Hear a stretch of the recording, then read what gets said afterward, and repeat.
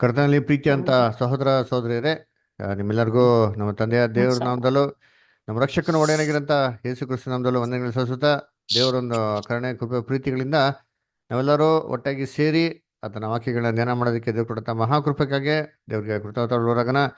ಕರ್ತನಲ್ಲಿ ಪ್ರೀತಿ ಅಂತ ಸಹೋದರಗಳೇ, ದಯವಿಟ್ಟು ನಮ್ಮ ಯೂಟ್ಯೂಬ್ ಚಾನಲ್ಗೆ ಸಬ್ಸ್ಕ್ರೈಬ್ ಮಾಡಿ. ಅದರ ಅಲ್ಲಿ QR ಕೋಡ್ ಇದೆ. ಆ QR ಕೋಡ್ ಮುಖಾಂತರ ಹೊಸೊಬ್ಬರು ಯಾರಾದರೂ ಹೊಸ ಕ್ಲಾಸಿಗೆ ಜಾಯ್ನ್ ಆಗಿದ್ರೆ ಅವರು ಕೂಡ QR ಕೋಡ್ ಮುಖಾಂತರ ಕ್ಲಾಸಿಗೆ ಜಾಯ್ನ್ ಆಗಿರಿ, ಇನ್ವೈಟ್ ಮಾಡ್ಬೋದು. ಆಮೇಲೆ ಇನ್ನೊಂದು ಏನಪ್ಪ ಅಂದರೆ, ನಾವು ಜನವರಿಯಿಂದ ಹೊಸ ಕ್ಲಾಸಸ್ನ ಶುರು ಮಾಡ್ತಾ ಇದ್ರಿ, ಹೊಸ ಬ್ಯಾಚು. ಅದನ್ನ ಯಾರು ಇಂಟ್ರೆಸ್ಟ್ ಇದ್ದು ಆಸಕ್ತಿ ಇದ್ದಂಥ ಸಹೋದರ ಸಹೋದರಿಗಳು ಆ ಕ್ಲಾಸಸ್ಗೆ ಜಾಯ್ನ್ ಆಗಕ್ಕೆ ಮನಸ್ಸಿತ್ತು ಅಂದರೆ ನಾವೊಂದು ಗ್ರೂಪಲ್ಲಿ ನಿಮಗೆ ಲಿಂಕ್ ಕಳಿಸಿದಿರಿ ಅಲ್ವರ. ಅದನ್ನು ನೀವು ಎಲ್ಲ ಕ್ರೈಸ್ತ ಸಹೋದರ ಸಹೋದರಿಗಳಿಗೆ, ನಿಮ್ಮ ಬಂಧು ಬಳಗದವ್ರಿಗೆ, ನಿಮ್ಗೆ ಗುರುತು ಪರಿಚಯ ಅಂತ ಎಲ್ಲ ಕ್ರಿಸ್ತವ್ರಿಗೆ ದಯವಿಟ್ಟು ಏನು ಮಾಡಿ ಹಂಚ್ಕೊಳ್ಳಿ. ಅದ್ರ ಮುಖಾಂತರ ಅವರು ಅದಕ್ಕೆ ಜಾಯ್ನ್ ಆಗಿ ಅವರು ಕೂಡ ಒಂದು ಈ ಉಚಿತವಾಗಿ ಈ ಬೈಬಲ್ ಬಗ್ಗೆ ತಿಳ್ಕೊಳ್ಳಿ ಅಂತ ನೀವು ಮಾತ್ರ ರಿಕ್ವೆಸ್ಟ್ ಮಾಡ್ಕೊತೀನಿ. ಅದೇ ರೀತಿ ಇದುವರೆಗೂ ಆಗಿರೋಂಥ ಒಂದು ಪಾಠದಲ್ಲಿ ನಿಮಗೆ ಅನೇಕ ಡೌಟ್ಸ್ಗಳೇನೋ ಕ್ವಶನ್ಸ್ ಏನಾಯಿತು ಅಂದರೆ, ಈ ಪಾಠದ ಅಂತ್ಯದಲ್ಲಿ ಮಾಡೋದು ಎಲ್ಲ ಪ್ರಶ್ನೆಗಳಿಗೆ ನೀವು ಸತ್ಯವಾದ ಮುಖಾಂತರ ನಿಮ್ಗೆ ಉತ್ತರ ಕೊಡೋಕ್ಕೆ ನಾವು ಪ್ರಯತ್ನ ಮಾಡ್ತೀರಿ. ಅಂದರೆ ಕರ್ತನಲ್ಲಿ ಪ್ರೀತಿ ಅಂತ ಸಹೋದರ ಸಹೋದರಿಗಳೇ, ನಾವು ಇದುವರೆಗೂ ತುಂಬ ಅತ್ಯಮೂಲ್ಯವಾದಂಥ ಮಹಾ ಸತ್ಯಗಳನ್ನ ಏನು ಮಾಡಿದೆ, ಸತ್ಯವಾದಲ್ಲಿ ನಾವು ತಿಳ್ಕೊಂಡಿದ್ದೀರಿ ಅದರ. ಸೊ ಇವತ್ತು ಇನ್ನೊಂದು ಮುಖ್ಯವಾಗಿರೋಂಥ ಪಾಠ ನಾವೇನು ಮಾಡಕ್ಕೆ ಹೋಗೋಣ, ಓದಕ್ಕೆ ಹೋಗೋಣ. ಅದರ ಅದ್ಯಾವುದಪ್ಪ ಅಂತಂದರೆ ಬ್ಯಾಪ್ಟಿಸಮ್ ಅಲ್ವರ. ಯಾಕೆ ಬ್ಯಾಪ್ಟಿಸಮ್ ಬಗ್ಗೆ ಓದಬೇಕು ಅಂತಂದರೆ, ನಾವು ಎಷ್ಟೋ ವಿಚಾರಗಳನ್ನ ತಿಳಿದಿದ ಮೇಲೆ ನಾವು ಬ್ಯಾಪ್ಟಿಸಮ್ ಬಗ್ಗೆ ತಿಳಿಯೋದು ತುಂಬ ಇಂಪಾರ್ಟೆಂಟ್. ಯಾಕೆಂದರೆ ಪ್ರತಿಯೊಬ್ಬ ಕ್ರೈಸ್ತವನು ತನ್ನ ಜೀವಿತದಲ್ಲಿ ಈ ಬ್ಯಾಪ್ಟಿಸಮ್ ಬಗ್ಗೆ ತಿಳಿಯೋದು ತುಂಬ ಏನಿದೆ, ತುಂಬ ಅತ್ಯವಶ್ಯಕತೆ ಅಲ್ವರ. ಯಾಕಂತಂದರೆ ಇದ್ರ ಬಗ್ಗೆ ಹಲವಾರು ಆಲೋಚನೆಗಳೇನಾಗಿದೆ ಇವತ್ತು ಇದೆ ಅದರ. ಬ್ಯಾಪ್ಟಿಸಮ್ ಅಂದರೆ ಏನಪ್ಪ ಅಂತಂದರೆ, ನಮ್ಮ ಪಾಪಗಳನ್ನೆಲ್ಲ ಬಿಟ್ಟು ಏನ್ರಿ ದೇವ್ರ ಕಡೆ ತಿರ್ಕೊಂಡಿದ್ದೀನಿ ಅಂತ ನೋಡ್ಸೋದಕ್ಕೋಸ್ಕರ ತೊಗೊಳಂಥದ್ದು ಏನ್ರಿ ಬ್ಯಾಪ್ಟಿಸಮ್. ಅದಕ್ಕೆ ನೋಡ್ಬೇಕಾರೆ ಏನ್ರಿ ಯಾರು ಒಂದು ಪಾಪದ ಒಂದು ಮಾರ್ಗದಲ್ಲಿ ಇದ್ದು ಅವ್ರ ಮಾನಸಾಂತರ ಹೊಂದಿದ್ದೀನಿ, ನಾನು ದೇವ್ರ ಕಡೆ ತಿರುಗಿದ್ದೀನಿ ಅಂತ ನೋಡ್ಸೋದಕ್ಕೋಸ್ಕರ ಅನೇಕ ಜನಗಳು ಏನು ಮಾಡ್ತಾರೆ, ಇವತ್ತು ಬ್ಯಾಪ್ಟಿಸಮ್ ಏನು ಮಾಡ್ತಾರೆ ತಗೊಂತಾರೆ ಅಲ್ವರ. ಇಲ್ಲ ಅಂತಂದರೆ ಬೇರೆ ನಂಬಿಕೆಯಲ್ಲಿ ಏನೋ ಇದ್ದು ಅದರ ಅವರು ಕ್ರಿಸ್ತನ ನಂಬಿಕೆಗೆ ಬಂದವಾಗ ತಾನೇನಾಗಿದ್ದೀನಿ, ತಾನು ದೇವ್ರ ಕಡೆ ಬಂದಿದ್ದೀನಿ ಅಂತ ನೋಡ್ಸೋದಕ್ಕೋಸ್ಕರ ತೊಗೊಳೋದೇನ್ರಿ ಒಂದು ಬ್ಯಾಪ್ಟಿಸಮ್ ಅದರ. ಸೊ ಅದಕ್ಕೆ ನೋಡ್ಬೇಕಾದ್ರೆ ಏನ್ರಿ ಈ ಒಂದು ಕಾರಣಕ್ಕೋಸ್ಕರ ಅನೇಕ ಜನಗಳು ಏನು ಮಾಡ್ತಾರೆ, ಬ್ಯಾಪ್ಟಿಸಮ್ನ ತಗೊಂತಾರೆ. ಇನ್ನು ಕೆಲವು ಜನ ಏನಕ್ಕಪ್ಪ ಬ್ಯಾಪ್ಟಿಸಮ್ ತಗೊಂತಾರೆ ಅಂತಂದರೆ, ಏನ್ರಿ ಒಂದು ಸಭೆಯಿಂದ ಇನ್ನೊಂದು ಸಭೆಗೆ ಹೋದಾಗ ಏನು ಮಾಡ್ತಾರೆ, ಅವರು ಬ್ಯಾಪ್ಟಿಸಮ್ ತಗೊಂತಾರೆ. ಅಂದರೆ ಏನಪ್ಪ ಅಂತಂದರೆ, ಒಂದು ಮೊದಲು ರೋಮನ್ ಕ್ಯಾಥಲಿಕ್ ಆಗಿರ್ತಾರೆ ಅದರ. ಆಮೇಲೆ ಪ್ರೊಟೆಸ್ಟೆನ್ಸ್ ಆಗ್ಬೇಕಾದ್ರೆ ಏನ್ರಿ ಅವ್ರಿಗೆ ಏನು ಮಾಡ್ತಾರೆ, ಅಯ್ಯೋ ರೋಮನ್ ಕ್ಯಾಥಲಿಕ್ ಮಾಡಿದೆಲ್ಲ ತಪ್ಪಪ್ಪ, ಅಯ್ಯೋ ನಮ್ಗೆ ಗೊತ್ತಿಲ್ಲ ಅದಕ್ಕೆ ನಾವು ತಗೊಂಡ್ರಿ ಅಂತ ಏನು ಮಾಡ್ತಾರೆ. ಅವಾಗ ಏನ್ರಿ ಇಲ್ಲಿ ಬಂದ್ಮೇಲೆ ನಮಗೆ ಏನಾಗಿದೆ, ನಮಗೆ ಎಷ್ಟೋ ವಿಚಾರ ಗೊತ್ತಿದೆ, ಅದಕ್ಕೋಸ್ಕರ ಏನು ಮಾಡ್ತೀರಿ ಬ್ಯಾಪ್ಟಿಸಮ್ ತೊಗೊಳೋದು ಅಂತ. ಈ ರೀತಿ ಕರ್ತನಲ್ಲಿ ಪ್ರೀತಿ ಅಂತ ಸೊರಸುಗಳೇ ಹಲವಾರು ಕಾರಣಗಳು ಏನು ಮಾಡ್ತಾರೆ ಏನ್ರಿ, ಎಷ್ಟೋ ಜನ ಬ್ಯಾಪ್ಟಿಸಮ್ ತೊಗೊಳೋದು ಅದರ. ಏನಕ್ಕಪ್ಪ ಅಂತಂದರೆ ಒಟ್ಟಾರೆ ಬಂದ್ಬಿಟ್ಟು ಒಂದೇ ಕಾರಣ, ಏನಪ್ಪ ಅಂದರೆ ರಕ್ಷಣೆ ಹೊಂದಬೇಕು ಅಂದರೆ ನಾವು ನೋಡಬೇಕು ದೀಕ್ಷಾಸ್ಥಾನ ತಗೊಬೇಕು. ದೀಕ್ಷಾಸ್ಥಾನ ತೊಗೊಂಡ ಏನಪ್ಪ ಆಗ್ಬಿಡ್ತಾರೆ ಅಂತಂದರೆ, ದೀಕ್ಷಾಸ್ಥಾನ ತೊಗೊಂಡಿಲ್ಲ ಅಂದರೆ ನಮ್ಗೇನಾಗಲ್ಲ, ರಕ್ಷಣೆ ಸಿಕ್ಕಲ್ಲ ಅಲ್ಲ. ಹಾಗೆ ಎಲ್ಗೋಗ್ಬಿಡ್ತೀರಪ್ಪ ಅಂದರೆ, ಅಯ್ಯೋ ನಾವೇನಾಗ್ಬಿಡ್ತೀರಿ, ನರ್ಕಕ್ಕೆ ಕೊಟ್ಟೋಯ್ತೀರಿ ಅದರ. ನರ್ಕಕ್ಕೆ ಹೋಗ್ಬಿಡ್ತಾರೆ, ಚಿತ್ರಹಿಂಸೆ ಅನುಭವಿಸ್ಬೇಕಾಯ್ತಾರೆ, ವೇದನೆ ಅನುಭವಿಸ್ಬೇಕಾಯ್ತಾರೆ ಅಂದ್ಬಿಟ್ಟಲ್ಲ. ನಾವು ನರ್ಕದ ಬಗ್ಗೆ ಪಾಠ ಕ್ಲೀನಾಗಿ ಸ್ಪಷ್ಟವಾಗಿ ನೋಡ್ಬಿಟ್ಟಿದ್ದೀರಿ ಅದರ. ಯಾರೋ ಅದನ್ನ ಕೇಳಿಲ್ಲ ಅಂತಂದರೆ ತಿರ್ಗಾ 8 ಗಂಟೆ ಬ್ಯಾಚಲ್ಲಿ ಮಾಡೋದನ್ನ ಸ್ಪಷ್ಟವಾಗಿ ಕೇಳ್ಬೋದು ನೀವು ಅದರ. ರಾತ್ರಿ 8 ಗಂಟೆಗೆ ಏನಾಗಿದೆ, ಅದೊಂದು ಹೊಸ ಬ್ಯಾಚ್ ಇವತ್ತು ನಡೀತಾ ಇದೆ, ಅದರ ನರಕ ಅಂತ ಬಿಟ್ಟೆ ಪಾಠ ಇರೋದು, ಈ ಸಂಜೆ ಅದನ್ನು ಕೂಡ ನೀವು ಮಾಡೋದು ಕೇಳ್ಬೋದು ಅಲ್ವರ. ಅದಕ್ಕೆ ನೋಡ್ಬೇಕಾದ್ರೆ ಕರ್ತನಲ್ಲಿ ಪ್ರೀತಿ ಅನ್ಸೋಗಳೇ ಏನ್ರಿ, ಇಲ್ಲ ಎಲ್ಗೋಗ್ಬಿಡ್ತೀರಿ, ನರಕಕ್ಕೆ ಹೋಗ್ಬಿಡ್ತೀರಿ ಅಂತಂದ್ಬಿಟ್ಟು ಅಲ್ವರ. ಅದಕ್ಕೆ ಏನಪ್ಪ ಮಾಡಿದ್ರು ಅಂತಂದರೆ ಏನ್ರಿ, ಇವಾಗ ಬ್ಯಾಪ್ಟಿಸಮ್ ಎಲ್ಲರೂ ತೊಗೊಂಡಿರಲ್ವಲ್ಲ, ಅದಕ್ಕೆ ಏನು ಮಾಡೋದು ಅಲ್ವರ.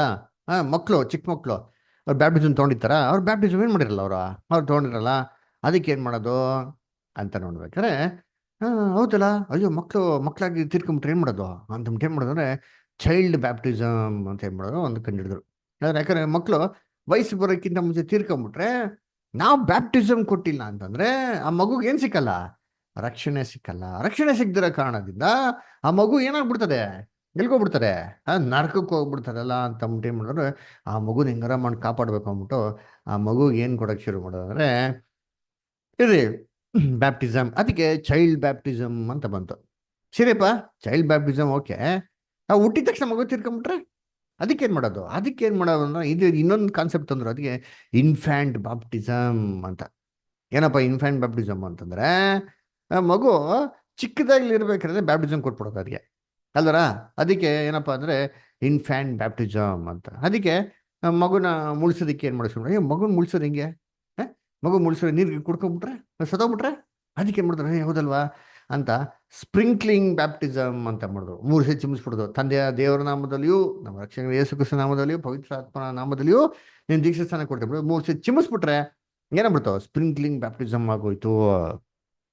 ಆಮೇಲೆ ಅದಕ್ಕೆ ಏನು ಮಾಡಿದ್ರು ಅಂತಂದ್ರೆ ಇಂಥ ಒಂದು ಕೂಸ್ಗಳು ಏನ್ರಿ ಜವಾಬ್ದಾರಿಯ ಹಂತಕ್ಕೆ ಬರೋ ತನಕ ಅದರ ತನ್ನ ಪರಿಜ್ಞಾನ ಹೊಂದುವ ತನಕ ಅದಕ್ಕೆ ಅದಕ್ಕೆ ಆತ್ಮಿಕವಾಗಿ ಎಲ್ಲ ವಿಚಾರಗಳನ್ನ ನೋಡಿಕೊಂಡು ಸ್ಪಿರಿಚುವಲ್ಗೆ ಬೆಳೆಸೋದಕ್ಕೋಸ್ಕರ ತಂದೆ ತಾಯಿಗಳು ಏನಪ್ಪ ಮಾಡಿದ್ರು ಅಂತಂದ್ರೆ ಆ ಜವಾಬ್ದಾರಿನ ಬೇರೆಯವ್ರಿಗೆ ಕೊಡೋಕೆ ಶುರು ಮಾಡಿದ್ರು.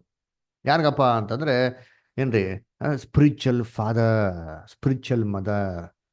ಯಾರಪ್ಪ ಅದು ಸ್ಪಿರಿಚುವಲ್ ಫಾದರ್, ಸ್ಪಿರಿಚುವಲ್ ಮದರ್ ಅಂತಂದ್ರೆ ಅವ್ರಿಗೇಂತ ಹೆಸರು ಅಂದ್ರೆ ಗಾಡ್ ಫಾದರ್, ಗಾಡ್ ಮದರ್.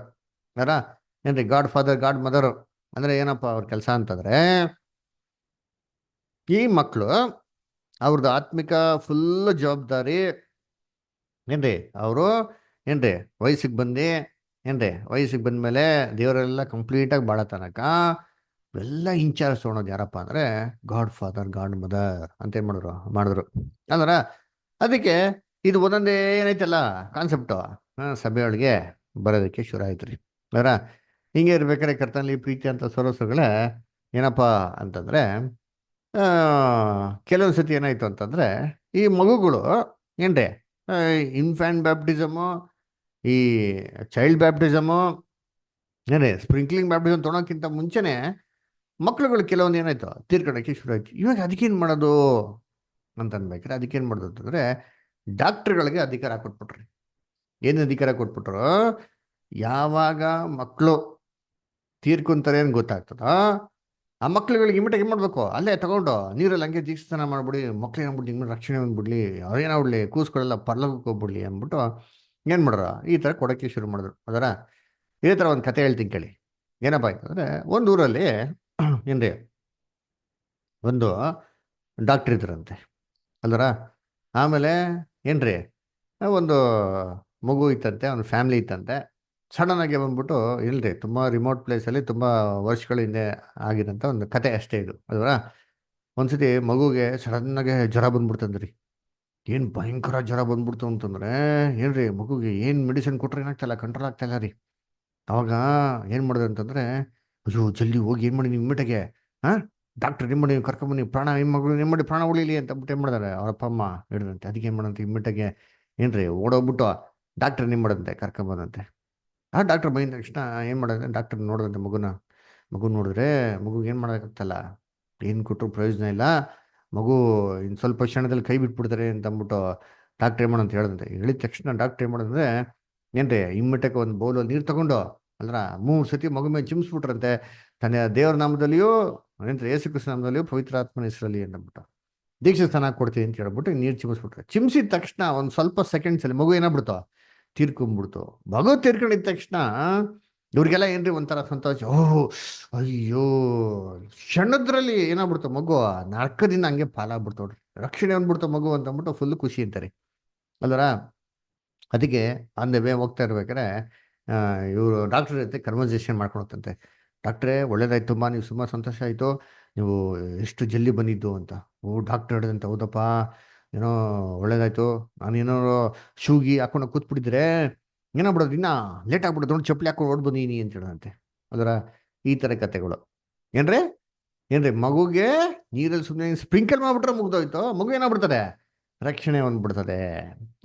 ಇದೇ ಒಂದು ಥಾಟು ಪ್ರತಿಯೊಬ್ಬರು ಕ್ರೈಸ್ತವ್ರಿಗೆ ಇರೋದು. ಏನಪ್ಪ ಅಂದರೆ ಇದೇ ಆಲೋಚನೆ, ಬ್ಯಾಪ್ಟಿಸಮ್ ಒಂದು ರಕ್ಷಣೆಗಾಗಿ.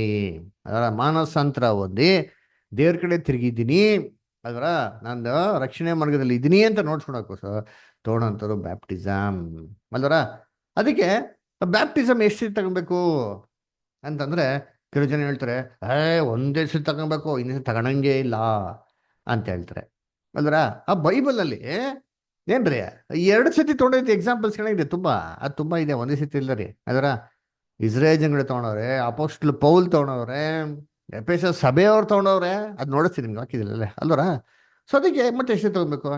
ಅದಕ್ಕೆ ಕೆಲವು ಜನ ಹೇಳ್ತಾರೆ, ಇಲ್ಲ ಇಲ್ಲ ಬ್ರದರ್, ನಾವು 3 ಸತಿ ತಗೊಬೇಕು ಅಂತ ಹೇಳ್ತಾರೆ. ಯಾಕಪ್ಪ 3 ಅಂತಂದ್ರೆ, ಅದೇ ಈ ತರ ತಂದೆ, ಮಗ, ಏನ್ರಿ, ಆಮೇಲೆ ಪವಿತ್ರಾತ್ಮ.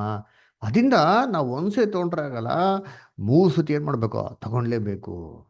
ಇನ್ ಕೆಲವು ಜನ ಹೇಳ್ತಾರೆ, ಇಲ್ಲ ಇಲ್ಲ 3 ಸತಿ ಆಗಲ್ಲ ಬ್ರದರ್, 7 ಸತಿ ತಗೊಬೇಕು ಅಂತ ಹೇಳ್ತಾರೆ.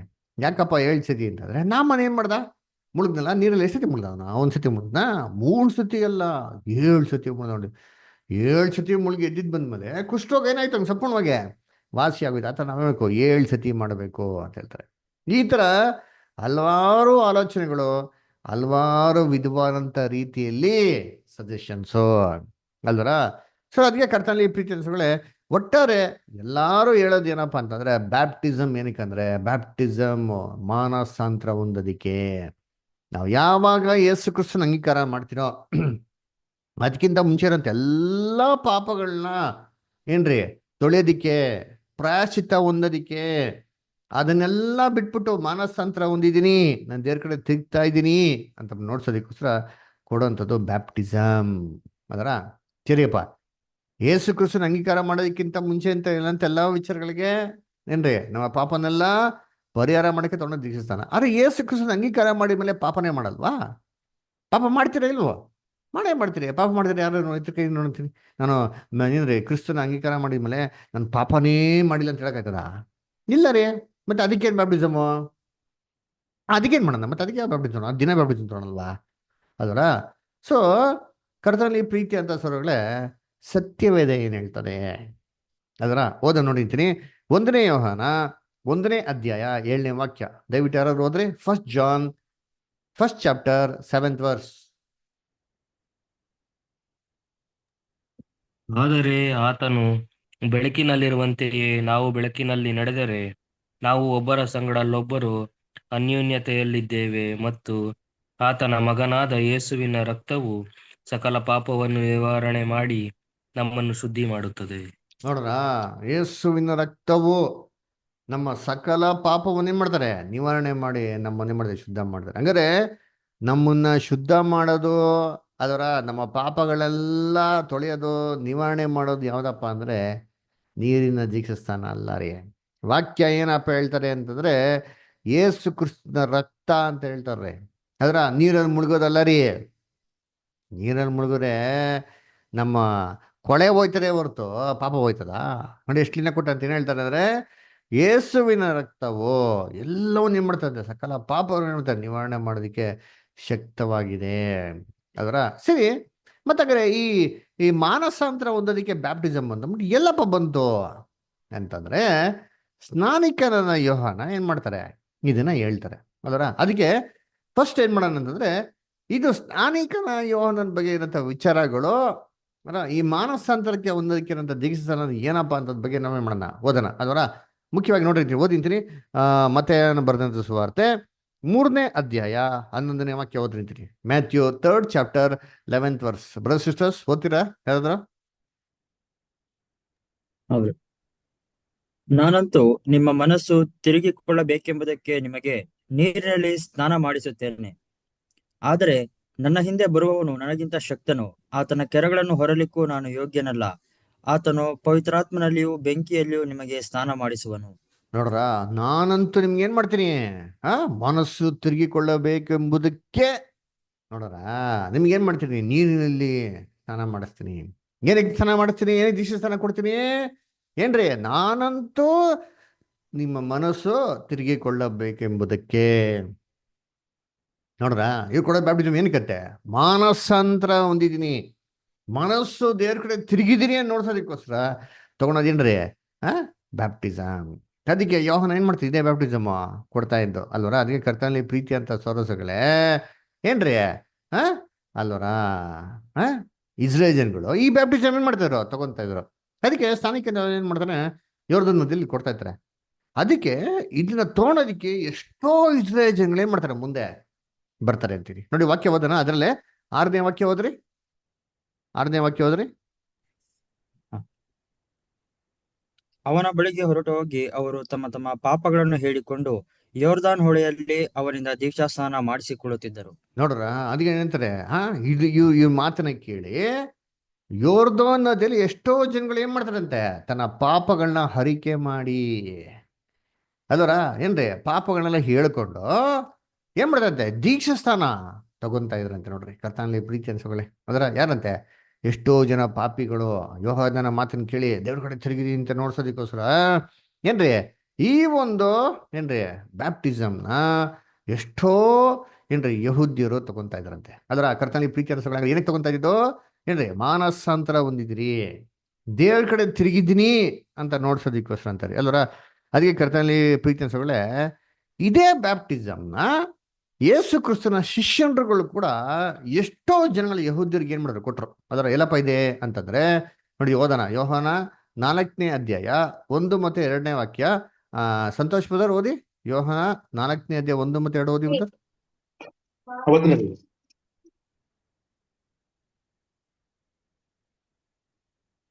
ಯೇಸು ಯೋಹಾನನಿಗಿಂತ ಹೆಚ್ಚು ಶಿಷ್ಯರನ್ನು ಮಾಡಿಕೊಂಡು ಅವರಿಗೆ ದೀಕ್ಷಾಸ್ನಾನ ಮಾಡಿಸುತ್ತಾನೆಂಬ ಸುದ್ದಿಯನ್ನು ಪರಿಚಯರು ಕೇಳಿದರೆಂದು ಕರ್ತನಿಗೆ ತಿಳಿದಾಗ ಆತನು ಯೂದಾಯವನ್ನು ಬಿಟ್ಟು ಗಲಿಲಾಯಕ್ಕೆ ತಿರುಗಿ ಹೋದನು. ನೋಡ್ರ ಏನ್ರಿ ಅಲ್ಲಿ ಯೇಸು ಕ್ರಿಸ್ತು ಏನಪ್ಪ ಮಾಡ್ತಾ ಇದ್ರಂತೆ ಅಲ್ವರ, ಏನ್ ಮಾಡ್ತಾರಂತೆ ಅಬ್ಸರ್ವ್ ಮಾಡಿದ್ರ, ಯೇಸು ದೀಕ್ಷಾಸ್ನಾನ ಯೋಹಾನನಿಗಿಂತ ಹೆಚ್ಚು ಶಿಷ್ಯರಿಗೆ ಮಾಡ್ತಾ ಇದ್ರಂತೆ ಅಲ್ವರ. ಅವ್ರಿಗೆ ಏನ್ ಮಾಡ್ತಂತೆ, ದೀಕ್ಷಾ ಸ್ಥಾನ ಮಾಡಿಸ್ತಾ ಇದ್ರಂತೆ. ಆ ಸುದ್ದಿ ಏನ್ ಮಾಡ್ತಾರೆ ಬಂತಂತೆ ಅಲ್ವರ. ಅದಕ್ಕೆ ನೋಡ್ಬೇಕಾರೆ ಮುಂದಕ್ಕೆ ಓದಿಬೋದು, ಹಂಗೆ ಕಂಟಿನ್ಯೂ ಮಾಡಿ ನೆಕ್ಸ್ಟ್. ಹೋದನು. ಆದರೂ ಸ್ನಾನ ಮಾಡಿಸುತ್ತಿದ್ದವನು ಯೇಸುವಲ್ಲ, ಆತನ ಶಿಷ್ಯರೇ ಮಾಡಿಸುತ್ತಿದ್ದರು. ಈ ಪಾಯಿಂಟ್ ಅಬ್ಸರ್ವ್ ಮಾಡ್ರಿ ಅಂತೀನಿ. ಆದ್ರೆ ಏನಪ್ಪ ಮುಖ್ಯವಾಗಿರೋ ಪಾಯಿಂಟ್ ಅಂತಂದ್ರೆ, ಇಲ್ಲಿ ದೀಕ್ಷಾಸ್ನಾನ ಮಾಡಿಸ್ತಾ ಇದ್ ಯಾರಲ್ವಂತೆ ಅಲ್ಲಿ, ಯೇಸು ಕ್ರಿಸ್ತು ಮಾಡ್ತಾ ಇಲ್ವಂತೆ ನೋಡ್ತೀನಿ. ಯಾರಪ್ಪ ಮಾಡ್ತಾರೆ, ಶಿಷ್ಯರುಗಳು ಮಾಡಿಸ್ತಾ ಇದ್ರಂತೆ. ಯಾವ ಬ್ಯಾಪ್ಟಿಸಮ್ ಅಪ್ಪ ಕೊಡ್ತಾ ಇದ್ರು ಅಂತಂದ್ರೆ, ಯೋಹಾನ ಕೊಡ್ತಾರೆ ಗೊತ್ತಾ, ಮಾನಸಾಂತರವನ್ನು ಹೊಂದಿ ದೇವ್ರ ಕಡೆ ತಿರುಗಿದಿ ಅಂತ ನೋಡ್ಸೋದಕ್ಕೋಸ್ಕರ ಅದೇ ಬ್ಯಾಪ್ಟಿಸಮ್ನ ಎಲ್ಲಾ ಶಿಷ್ಯರುಗಳು ಮಾಡ್ತಾ ಇದ್ರಂತೆ ರೀ. ಕರ್ತನಲ್ಲಿ ಪ್ರಿಯಗಳೇ, ಅದಕ್ಕೆ ನೋಡ್ಬೇಕಾರೆ ಕರ್ತನಲ್ಲಿ ಪ್ರೀತಿ ಅನ್ಸೋಗಳೇ, ಇವನ್ ಪೆಂಟಿಕಾಸ್ಟ್ ದಿನ ಪೇತ್ರ ಉಪದೇಶ ಮಾಡ್ತಾರೆ. ಪೇತ್ರ ಉಪದೇಶ ಮಾಡಿದ್ರೆ 3,000 ಜನ ಏನ್ ಮಾಡ್ತಾರೆ, ದೇವ್ರ ಕಡೆ ತಿರುಗ್ತಾರೆ. ಇವರೆಲ್ಲ ಏನಪ್ಪ ಬ್ಯಾಪ್ಟಿಸಮ್ ತೊಗೊಂಡಿದ್ದು ಅಂತಂದ್ರೆ, ತನ್ನ ಪಾಪಗಳನ್ನೆಲ್ಲ ಅರಿಕೆ ಮಾಡಿ ಮಾನಸಾಂತರ ಹೊಂದಿದ್ದೀನಿ, ಅದರ ಪಾಪದಿಂದ ಪರಿಹಾರ ಹೊಂದೋದಕ್ಕೋಸ್ಕರ ಈ ಬ್ಯಾಪ್ಟಿಸಮ್ ತೊಗೊಂಡ್ರಂತೆ. ಒಳ್ಳೆಯ ವಾಕ್ಯ ಅಪೊಸ್ತಲ ಕೃತ್ಯಗಳು 2:38 ಓದೋಣ. ರಾಜೇಂದ್ರ ಗೌಡ ಬದರ್ ಓದ್ತೀರಾ? ಅಪೊಸ್ತಲ ಕೃತ್ಯಗಳು 2:38.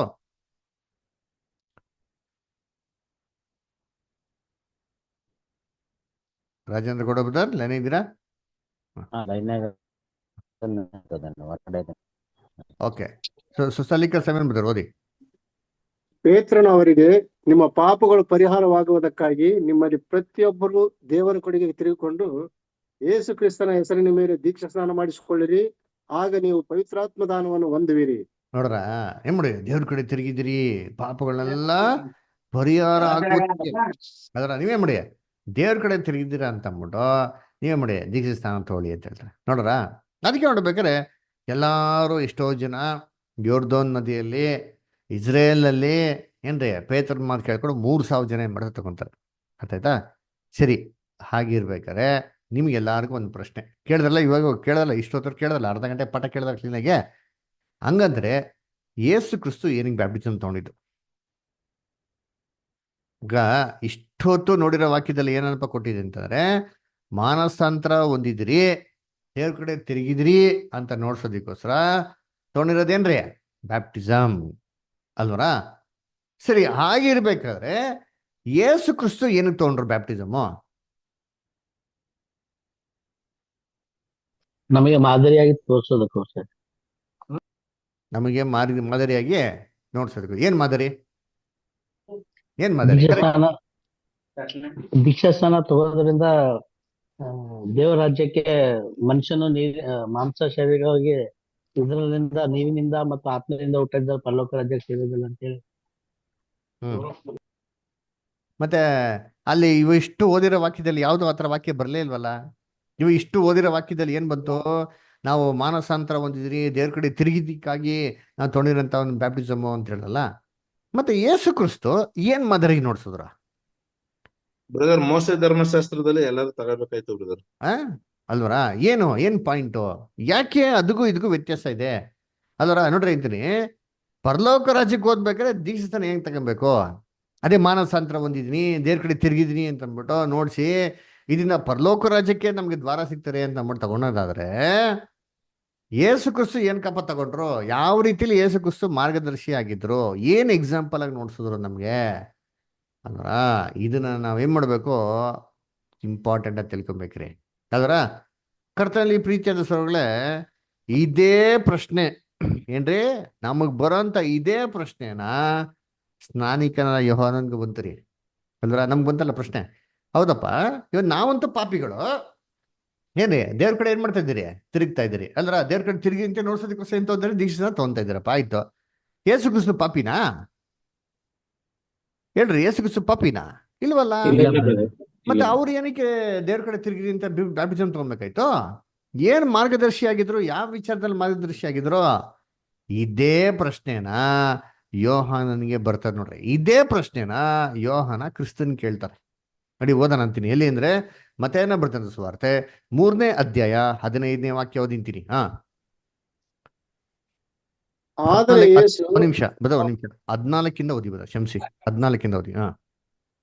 ಆಗ ಯೋಹಾನನು, ನಾನು ನಿನ್ನಿಂದ ಸ್ನಾನ ಮಾಡಿಸಿಕೊಳ್ಳತಕ್ಕವನಾಗಿರುವಲ್ಲಿ ನೀನು ನನ್ನ ಬಳಿಗೆ ಬರುವುದೇನು ಎಂದು ಹೇಳಿ ಆತನನ್ನು ತಡೆಯುತ್ತಾ ಇದ್ದನು. ನೋಡ್ರ, ಫಸ್ಟ್ ಏನಾಗ್ತಾರೆ ಅಂದ್ರೆ, ಯೇಸು ಕ್ರಿಸ್ತು ಬ್ಯಾಪ್ಟಿಸಮ್ ತೊಗೊಂಡೋಗ್ ಬಂದಿದ ತಕ್ಷಣ ಯೋಹಾನ ಏನ್ ಮಾಡ್ತಾರೆ? ಅವ್ರನ್ನ ತಡೀತಾರೆ ನೋಡಿರ್ತೀನಿ ಅಲ್ರ. ಏನಪ್ಪ ತಡೀತಾರೆ ಅಂತಂದ್ರೆ, ಸ್ವಾಮಿ ನೋಡ್ಬೇಕಾದ್ರೆ ನಾನೇನ್ ಮಾಡ್ಬೇಕು? ನಿಮ್ಮ ಹತ್ರ ದೀಕ್ಷಾ ಸ್ಥಾನ ತಗೊಬೇಕು, ನೀವು ನಮ್ಮ ಹತ್ರ ಏನಪ್ಪ ದೀಕ್ಷಾ ಸ್ಥಾನ ತಗೊಳೋದು ಅಂತಂದ್ಬಿಟ್ಟು ಹೇಳ್ಬಿಟ್ಟು ಯೇಸು ಕ್ರಿಸ್ತು ತಡೀತಾರಂತೆ ನೋಡ್ರಿ ಅಂತೀನಿ. ಯಾಕೆ ತಡೆದ್ರು? ಇವ್ರು ಕೊಡ್ತಾರಂತ ಬ್ಯಾಪ್ಟಿಸಮ್ ಎಂತ ಬ್ಯಾಪ್ಟಿಸಮ್ ಅಂದ್ರೆ ಮಾನಸಾಂತರ ಹೊಂದಿ ದೇವ್ರ ಕಡೆ ತಿರುಗಿದ್ರಿ ಅಂತ ನೋಡ್ಸೋದಿಕ್ಕೋಸ್ಕರಂತೆ. ಯೇಸು ಕ್ರಿಸ್ತು ಪಾಪಿನೇ ಅಲ್ಲ. ಇವ್ರು ಬಂದು ಬ್ಯಾಪ್ಟಿಸಮ್ ತಗೊಂತಾರೆ ಅಂದ್ರೆ ಏನ್ ಅರ್ಥ? ಯಾಕೆ ತಗೊಂತಾ ಇದ್ದೀರಾ ಅಂತ ಏನ್ ಮಾಡ್ತಾರೆ ಅಂತಂದ್ರೆ, ನಾನಂತೂ ಪಾಪಿ, ನಾನ್ ನಿಮ್ಮನ್ನ ತಗೊಬೇಕು, ನೀವ್ ಯಾಕೆ ತಗೊಂತಾ ಇದ್ದೀರಾ ಅಂದ್ಬಿಟ್ಟು ತಡೆ ಮಾಡ್ತಾರಂತೆ. ಅದಕ್ಕೆ ಯೇಸು ಕ್ರಿಸ್ತು ಏನು ಉತ್ತರ ಕೊಡ್ತಾರೆ ನೋಡಿದ್ದೀನಿ, ಓದಿಂತೀನಿ, ಕಂಟಿನ್ಯೂ ಮಾಡಿ. ಆದರೆ ಯೇಸು ಅವನಿಗೆ, ಸದ್ಯಕ್ಕೆ ಒಪ್ಪಿಕೋ, ಹೀಗೆ ನಾವು ಎಲ್ಲಾ ಧರ್ಮವನ್ನು ನೆರವೇರಿಸತಕ್ಕದಾಗಿದೆ ಎಂದು ಹೇಳಿದಾಗ ಅವನು ಒಪ್ಪಿಕೊಂಡನು. ನೋಡ್ರ, ಅದಕ್ಕೆ ಯೇಸು ಕ್ರಿಸ್ತು ಏನ್ ಮಾಡ್ತಾರೆ? ಸದ್ಯಕ್ಕೆ ಒಪ್ಕೋ, ಹೀಗೆ ಮಾಡೋದ್ರಿಂದ ಎಲ್ಲ ಧರ್ಮವನ್ನು ಏನ್ ಮಾಡ್ತಾರೆ? ನೆರವೇರಿಸತಕ್ಕದಾಗಿದೆ ಎಂದು ಹೇಳ್ತಾರೆ. ಅವಾಗ ಏನ್ ಮಾಡ್ತಾರೆ? ಯೋಹಾನ ಒಪ್ಕೊಂತ. ಹಂಗಾರೆ ಏನಿದು ಎಲ್ಲಾ ಧರ್ಮವನ್ನು ನೆರವೇರಿಸತಕ್ಕದ್ದು ಏನದು? ಯಾಕೆ ಈ ಒಂದು ಬ್ಯಾಪ್ಟಿಸಮ್ನ ಜೀಸಸ್ ಕ್ರೈಸ್ಟ್ ತಗೊಂಡ್ರು? ಇದ್ರಲ್ಲಿ ನಮಗೆ ಯಾವ ರೀತಿ ಮಾರ್ಗದರ್ಶಿನಿ ಆಗಿದೆ? ಏನದು? ಅದರ ಪರಲೋಕ ರಾಜ್ಯಕ್ಕೆ ಹೋಗ್ಬೇಕು ಅಂದ್ರೆ ಬ್ಯಾಪ್ಟಿಸಮ್ ಬೇಕೇ ಬೇಕಾ? ಅಂದ್ರೆ ಬ್ಯಾಪ್ಟಿಸಮ್ ಅರ್ಥ ಏನೋ ಇರ್ಬೇಕಲ್ಲ. ಅರ್ಥ ಇಲ್ದಿರೋ ಸುಮ್ಮನೆ ಹಂಗೆ ನೀರು ಮುಳುಗ್ಬಿಟ್ಟು ಹೋಗ್ಬಿಟ್ರೆ ಸಾಕ, ಮುಗ್ದೋಯ್ತಾ? ಏನರ್ಥ? ಕರ್ತನಲ್ಲಿ ಪ್ರೀತಿ ಅನ್ಸೋಗಳೇ, ಮೊದಲನೇದಾಗು ಏನಪ್ಪ ನಾವು ತಿಳ್ಕೊಬೇಕು ಅಂದ್ರೆ, ಯೋಹಾನ ಬ್ಯಾಪ್ಟಿಸಮ್ ಕೊಟ್ರು ಅಲ್ರ. ಯಾರೋ ಸ್ನಾನಿಕನ ಬ್ಯಾಪ್ಟಿಸಮ್ ಕೊಟ್ರು. ಯಾರಿಗಪ್ಪ ಕೊಟ್ರು ಅಂತ ನಾವೇನ್ ಮಾಡೋದು? ಫಸ್ಟ್ ಆಫ್ ಆಲ್ ಚೆಕ್ ಮಾಡಿ ನೋಡ್ಬೇಕು. ನೋಡಿ, ಇದುವರೆಗೂ ನಾವು ನಿಮ್ಗೆ ತೊಗೊಂಡಿರೋ ಬೈಬಲ್ ಸ್ಟಡಿಯಲ್ಲಿ ಏನಪ್ಪ ನೋಡ್ಸಿದ್ರಿ? ಬೈಬಲ್ನ ಯಾವ ರೀತಿ ಓದೋದು, ಬೈಬಲ್ನ ಯಾವ ರೀತಿ ಅರ್ಥ ಮಾಡ್ಕೊಳೋದು ಅದಂತ ನೀವು ಮುಖ್ಯವಾಗಿ ನಿಮ್ಗೆ ಕ್ಲೀನಾಗಿ ತಿಳಿಸ್ಕೊಟ್ಟಿದ್ರಿ. ಸುಮ್ಮನೆ ಹಂಗೆ ವಾಕ್ಯ ಇದೆ, ಆ ವಾಕ್ಯದ ಹಂಗೇ ನೇರವಾಗಿರೋಂಥ ಅರ್ಥ ಎಲ್ಲ ಜಾಗದಲ್ಲಿ ಹಂಗಿಲ್ಲ. ಬೈಬಲ್ನ ಅರ್ಥ ಮಾಡ್ಕೊಳಕ್ಕೆ 10 ಡಿಫ್ರೆಂಟ್ ಸ್ಟೆಪ್ಸ್ಗಳಿದೆ, 10 ಡಿಫ್ರೆಂಟ್ ಟೈಪ್ಸ್ ಆಫ್ ಲ್ಯಾಂಗ್ವೇಜಸ್. ಇದರಲ್ಲಿ ಒಂದು ವಿಚಾರ ಏನಪ್ಪಾ ಅಂದ್ರೆ ಕಾಂಟೆಕ್ಸ್ಟ್ ಸ್ಟಡಿ. ಒಂದು ವಿಚಾರ ಏನೋ ಒಂದು ಬರ್ತಾರೆ ಅಂತಂದ್ರೆ ಸುಮ್ಮನೆ ಹಂಗೆ ಓದ್ಬಿಟ್ಟು ಕನ್ಕ್ಲೂಷನ್ ಬರ್ತಾರೆ. ಆ ವಿಚಾರ ಏನಕ್ಕೆ ಬಂತು, ಏನಕ್ಕೆ ಮಾತಾಡ್ತಾರೆ ಅಂತ ಹೇಳ್ಬೇಕು. ನಾವು ಓದ್ ತಿಳ್ಕೊಬೇಕು. ಇಲ್ಲೂ ಕೂಡ ಯೋಹಾನ ಬಂದ್ಬಿಟ್ಟು ಮಾನಸಾಂತರ ಒಂದೋದಕ್ಕೆ ದೀಕ್ಷಿಸ್ತಾನ ಅಂತ ಹೇಳ್ತಾರಲ್ಲ, ಯಾಕಪ್ಪ ಹೇಳಿದ್ರು, ಯಾರಿಗಪ್ಪ ಹೇಳಿದ್ರು ಅಂತ ನಾವೇ ಒಂದು ಫಸ್ಟ್ ಈ ಪ್ರಶ್ನೆ ಹಾಕ್ಬಿಟ್ಟು ಇದಕ್ಕೆ ಸತ್ಯವಾದ ಉತ್ತರ ಹುಡುಕ್ಬೇಕು. ಯೋಹಾನ ಹೇಳಿದ್ ಯಾರಿಗೆ, ಯಾತಕ್ಕೆ ಕೇಳಿದ್ರು ಅದನ್ನ ಓದ ನೋಡಿರ್ತೀವಿ. ಮತ್ತೇನ ಬರ್ದಂತ ಸುವಾರ್ತೆ 3ನೇ ಅಧ್ಯಾಯ 2ನೇ ವಾಕ್ಯ ಓದ್ರಿ ಯಾರು ಬ್ರದರ್ ಸಿಸ್ಟರ್ಸ್? ಆ ದಿನಗಳಲ್ಲಿ ಸ್ನಾನಿಕನಾದ ಯೋಹಾನನು, ಪರಲೋಕ ರಾಜ್ಯವು ಸಮೀಪವಾಯಿತು, ದೇವರ ಕಡೆಗೆ ತಿರುಗಿಕೊಳ್ಳಿರಿ ಎಂದು ಯೂದಾಯದ ಅಡವಿಯಲ್ಲಿ ಸಾರಿ ಹೇಳುತ್ತಾ ಬಂದನು. ನೋಡ್ರ, ಆವಾಗ ಏನ್ರಿ ಪರಲೋಕ ರಾಜ್ಯಕ್ಕೆ ಏನ್ರಿ ಒಂದು ಸುವಾರ್ತೆನ ಹೇಳ್ತಾ ಏನಾಗ ಪರಲೋಕ ರಾಜ್ಯವು ಸಮೀಪವಾಗಿದೆ, ದೇವ್ರ ಕಡೆ ಏನ್ ಮಾಡಿ ನೀವು ತಿರುಗಿಕೊಳ್ಳಿರಿ ಅಂತಂದ್ಬಿಟ್ಟು ಯೋರ್ದಾನ್ ನದಿಯಲ್ಲಿ ಹೇಳಕ್ ಶುರು ಮಾಡ್ತಾರೆ. ಯಾರಿಗೆ ಹೇಳಿದ್ದು ಇದು? ಯಾರಿಗೆ ಹೇಳಿದ್ದವ್ರ? ಯೋಹಾನ ಹೇಳ್ದಲ್ಲ, ಜನಗಳಿದ್ದಾರ. ಜನಗಳು ಯಾವ ದೇಶದವ್ರು, ಯಾವ ಊರವ್ರು? ಅವರಲ್ಲ ಇಸ್ರಾಯೇಲ್, ಯಹೂದ್ಯರು ಬ್ರದರ್. ಯಹೂದ್ಯರು ಅಲ್ವರ.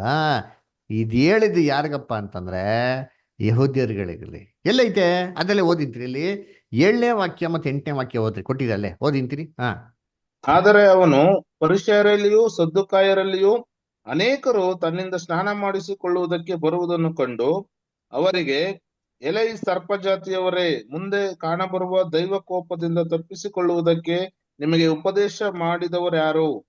ಹಾಗಾದರೆ ನಿಮ್ಮ ಮನಸ್ಸು ದೇವರ ಕಡೆಗೆ ತಿರುಗುತ್ತೆಂಬುದನ್ನು ತಕ್ಕ ಫಲದಿಂದ ತೋರಿಸಿರಿ. ನೋಡ್ರ ಅಬ್ರಹಾಮನು ನಮಗೆ ಸಾಕು ಮೂಲ ಪುರುಷನಲ್ಲ. ಸಾಕು ಬ್ರದರ್, ಥ್ಯಾಂಕ್ ಯು. ಅಲ್ವರ ಅದು ನೋಡ್ಬೇಕಾರೆ ಕರ್ತನಲ್ಲಿ ಪ್ರೀತಿ ಅಂತ ಸ್ವರಗಳೇ, ಇದನ್ನ ಕೇಳ್ಬಿಟ್ಟು ಯಾರಪ್ಪ ಬ್ಯಾಪ್ಟಿಸಮ್ ತೊಗೊಳಕ್ ಬಂದ್ರು ಅಂತ ನೋಡ್ತಾರೆ, ಪರಿಸೇರು ಸದೀಶಿಯರು ಅಲ್ಲ ಅನೇಕರು. ಅಲ್ಲ ಬಂದವರೆಲ್ಲ ಯಾರಪ್ಪ ಅಂದ್ರೆ ಎಲ್ಲ ಯಹೂದ್ಯರುಗಳ್ರಿ. ಅಂದ್ರ ಯಹೂದ್ಯರೆಲ್ಲ ದೀಕ್ಷೆ ತಗೊಂಡೋಗಿ ಬಂದವರಿಗೆ ಯೋಹಾನ ಏನ್ ಹೇಳ್ತಾರೆ, ಆದದ್ದರಿಂದ ಏನ್ರಿ ನೀವು ಮಾನಸಾಂತರ ಹೊಂದಿ ದೇವ್ರ ಕಡೆ ತಿರುಗಿದ್ದೀರಾ ಅಂತ ಬಿಟ್ಟು ನೋಡ್ಸೋದಿಕ್ಕೋಸ್ಕರ ಏನ್ ಮಾಡಿ ಈ ದೀಕ್ಷಾಸ್ಥಾನ ತಗೊಳ್ಳಿ ಅಂತ ಅಂದ್ಬಿಟ್ಟು ಯಾರಿಗಪ್ಪ ಹೇಳ್ತಾರೆ ಅಂದ್ರೆ ಇಸ್ರೇಲ್ ಜನಗಳಿಗೆ ಹೇಳ್ತಾರೆ.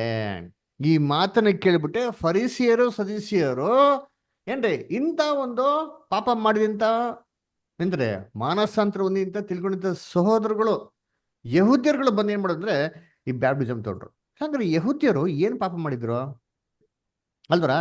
ನಮ್ಮ ಮಾನಸಾಂತರ ಹೊಂದಿದ್ದೀನಿ ದೇವ್ರ ಕಡೆ ತಿರುಗಿದ್ರಿ ಅಂತ ಅಂತ ಹೇಳ್ಬೇಕಾರೆ ಏನೋ ಒಂದು ಮಿಸ್ಟೇಕ್ ಮಾಡಿದ್ರೆ ಅಂತ ತಾನೇ ಅರ್ಥ, ಏನೋ ಒಂದು ತಪ್ಪು ಮಾಡಿದ್ರೆ ಅಂತ ಅರ್ಥ. ಏನ್ ಮಾಡಿದ್ರು, ಏನಾಯ್ತು, ಯಾಕೆ ಯಹೂದ್ಯರು ದೇವ್ರ ವಿರುದ್ಧಗೆ ಪಾಪ ಮಾಡಿದ್ದು ಅಂತ ನೋಡ್ಬೇಕಾರೆ ಯಹೂದ್ಯರಿಗೆಲ್ಲಾರ್ಗೂ ದೇವರು ಧರ್ಮಶಾಸ್ತ್ರ ಅಂತ ಕೊಟ್ಟಿದ್ರಿ. ದೇವ್ರು ನಮಗೆ ಧರ್ಮಶಾಸ್ತ್ರ ಕೊಟ್ಟಿದ್ದೀರಾ? ನಮ್ಗೆ ಕೊಟ್ಟಿದ್ದೀರಾ ಧರ್ಮಶಾಸ್ತ್ರ? ಕೊಟ್ಟಿಲ್ಲ ಬ್ರದರ್. ಇಲ್ಲ ನಮ್ಗೆ ನ್ಯಾಯ ಪ್ರಮಾಣ ನಮಗೆ ಕೊಟ್ಟಿದ್ದೀರಾ? ಇಲ್ಲ ಇಲ್ಲ ಕೊಟ್ಟಿಲ್ಲ. ಯಹೂದ್ಯರಿಗೆ ಯಹೂದ್ಯರಿಗೆ ಕೊಟ್ಟಿರೋದು ಅಲ್ವರ?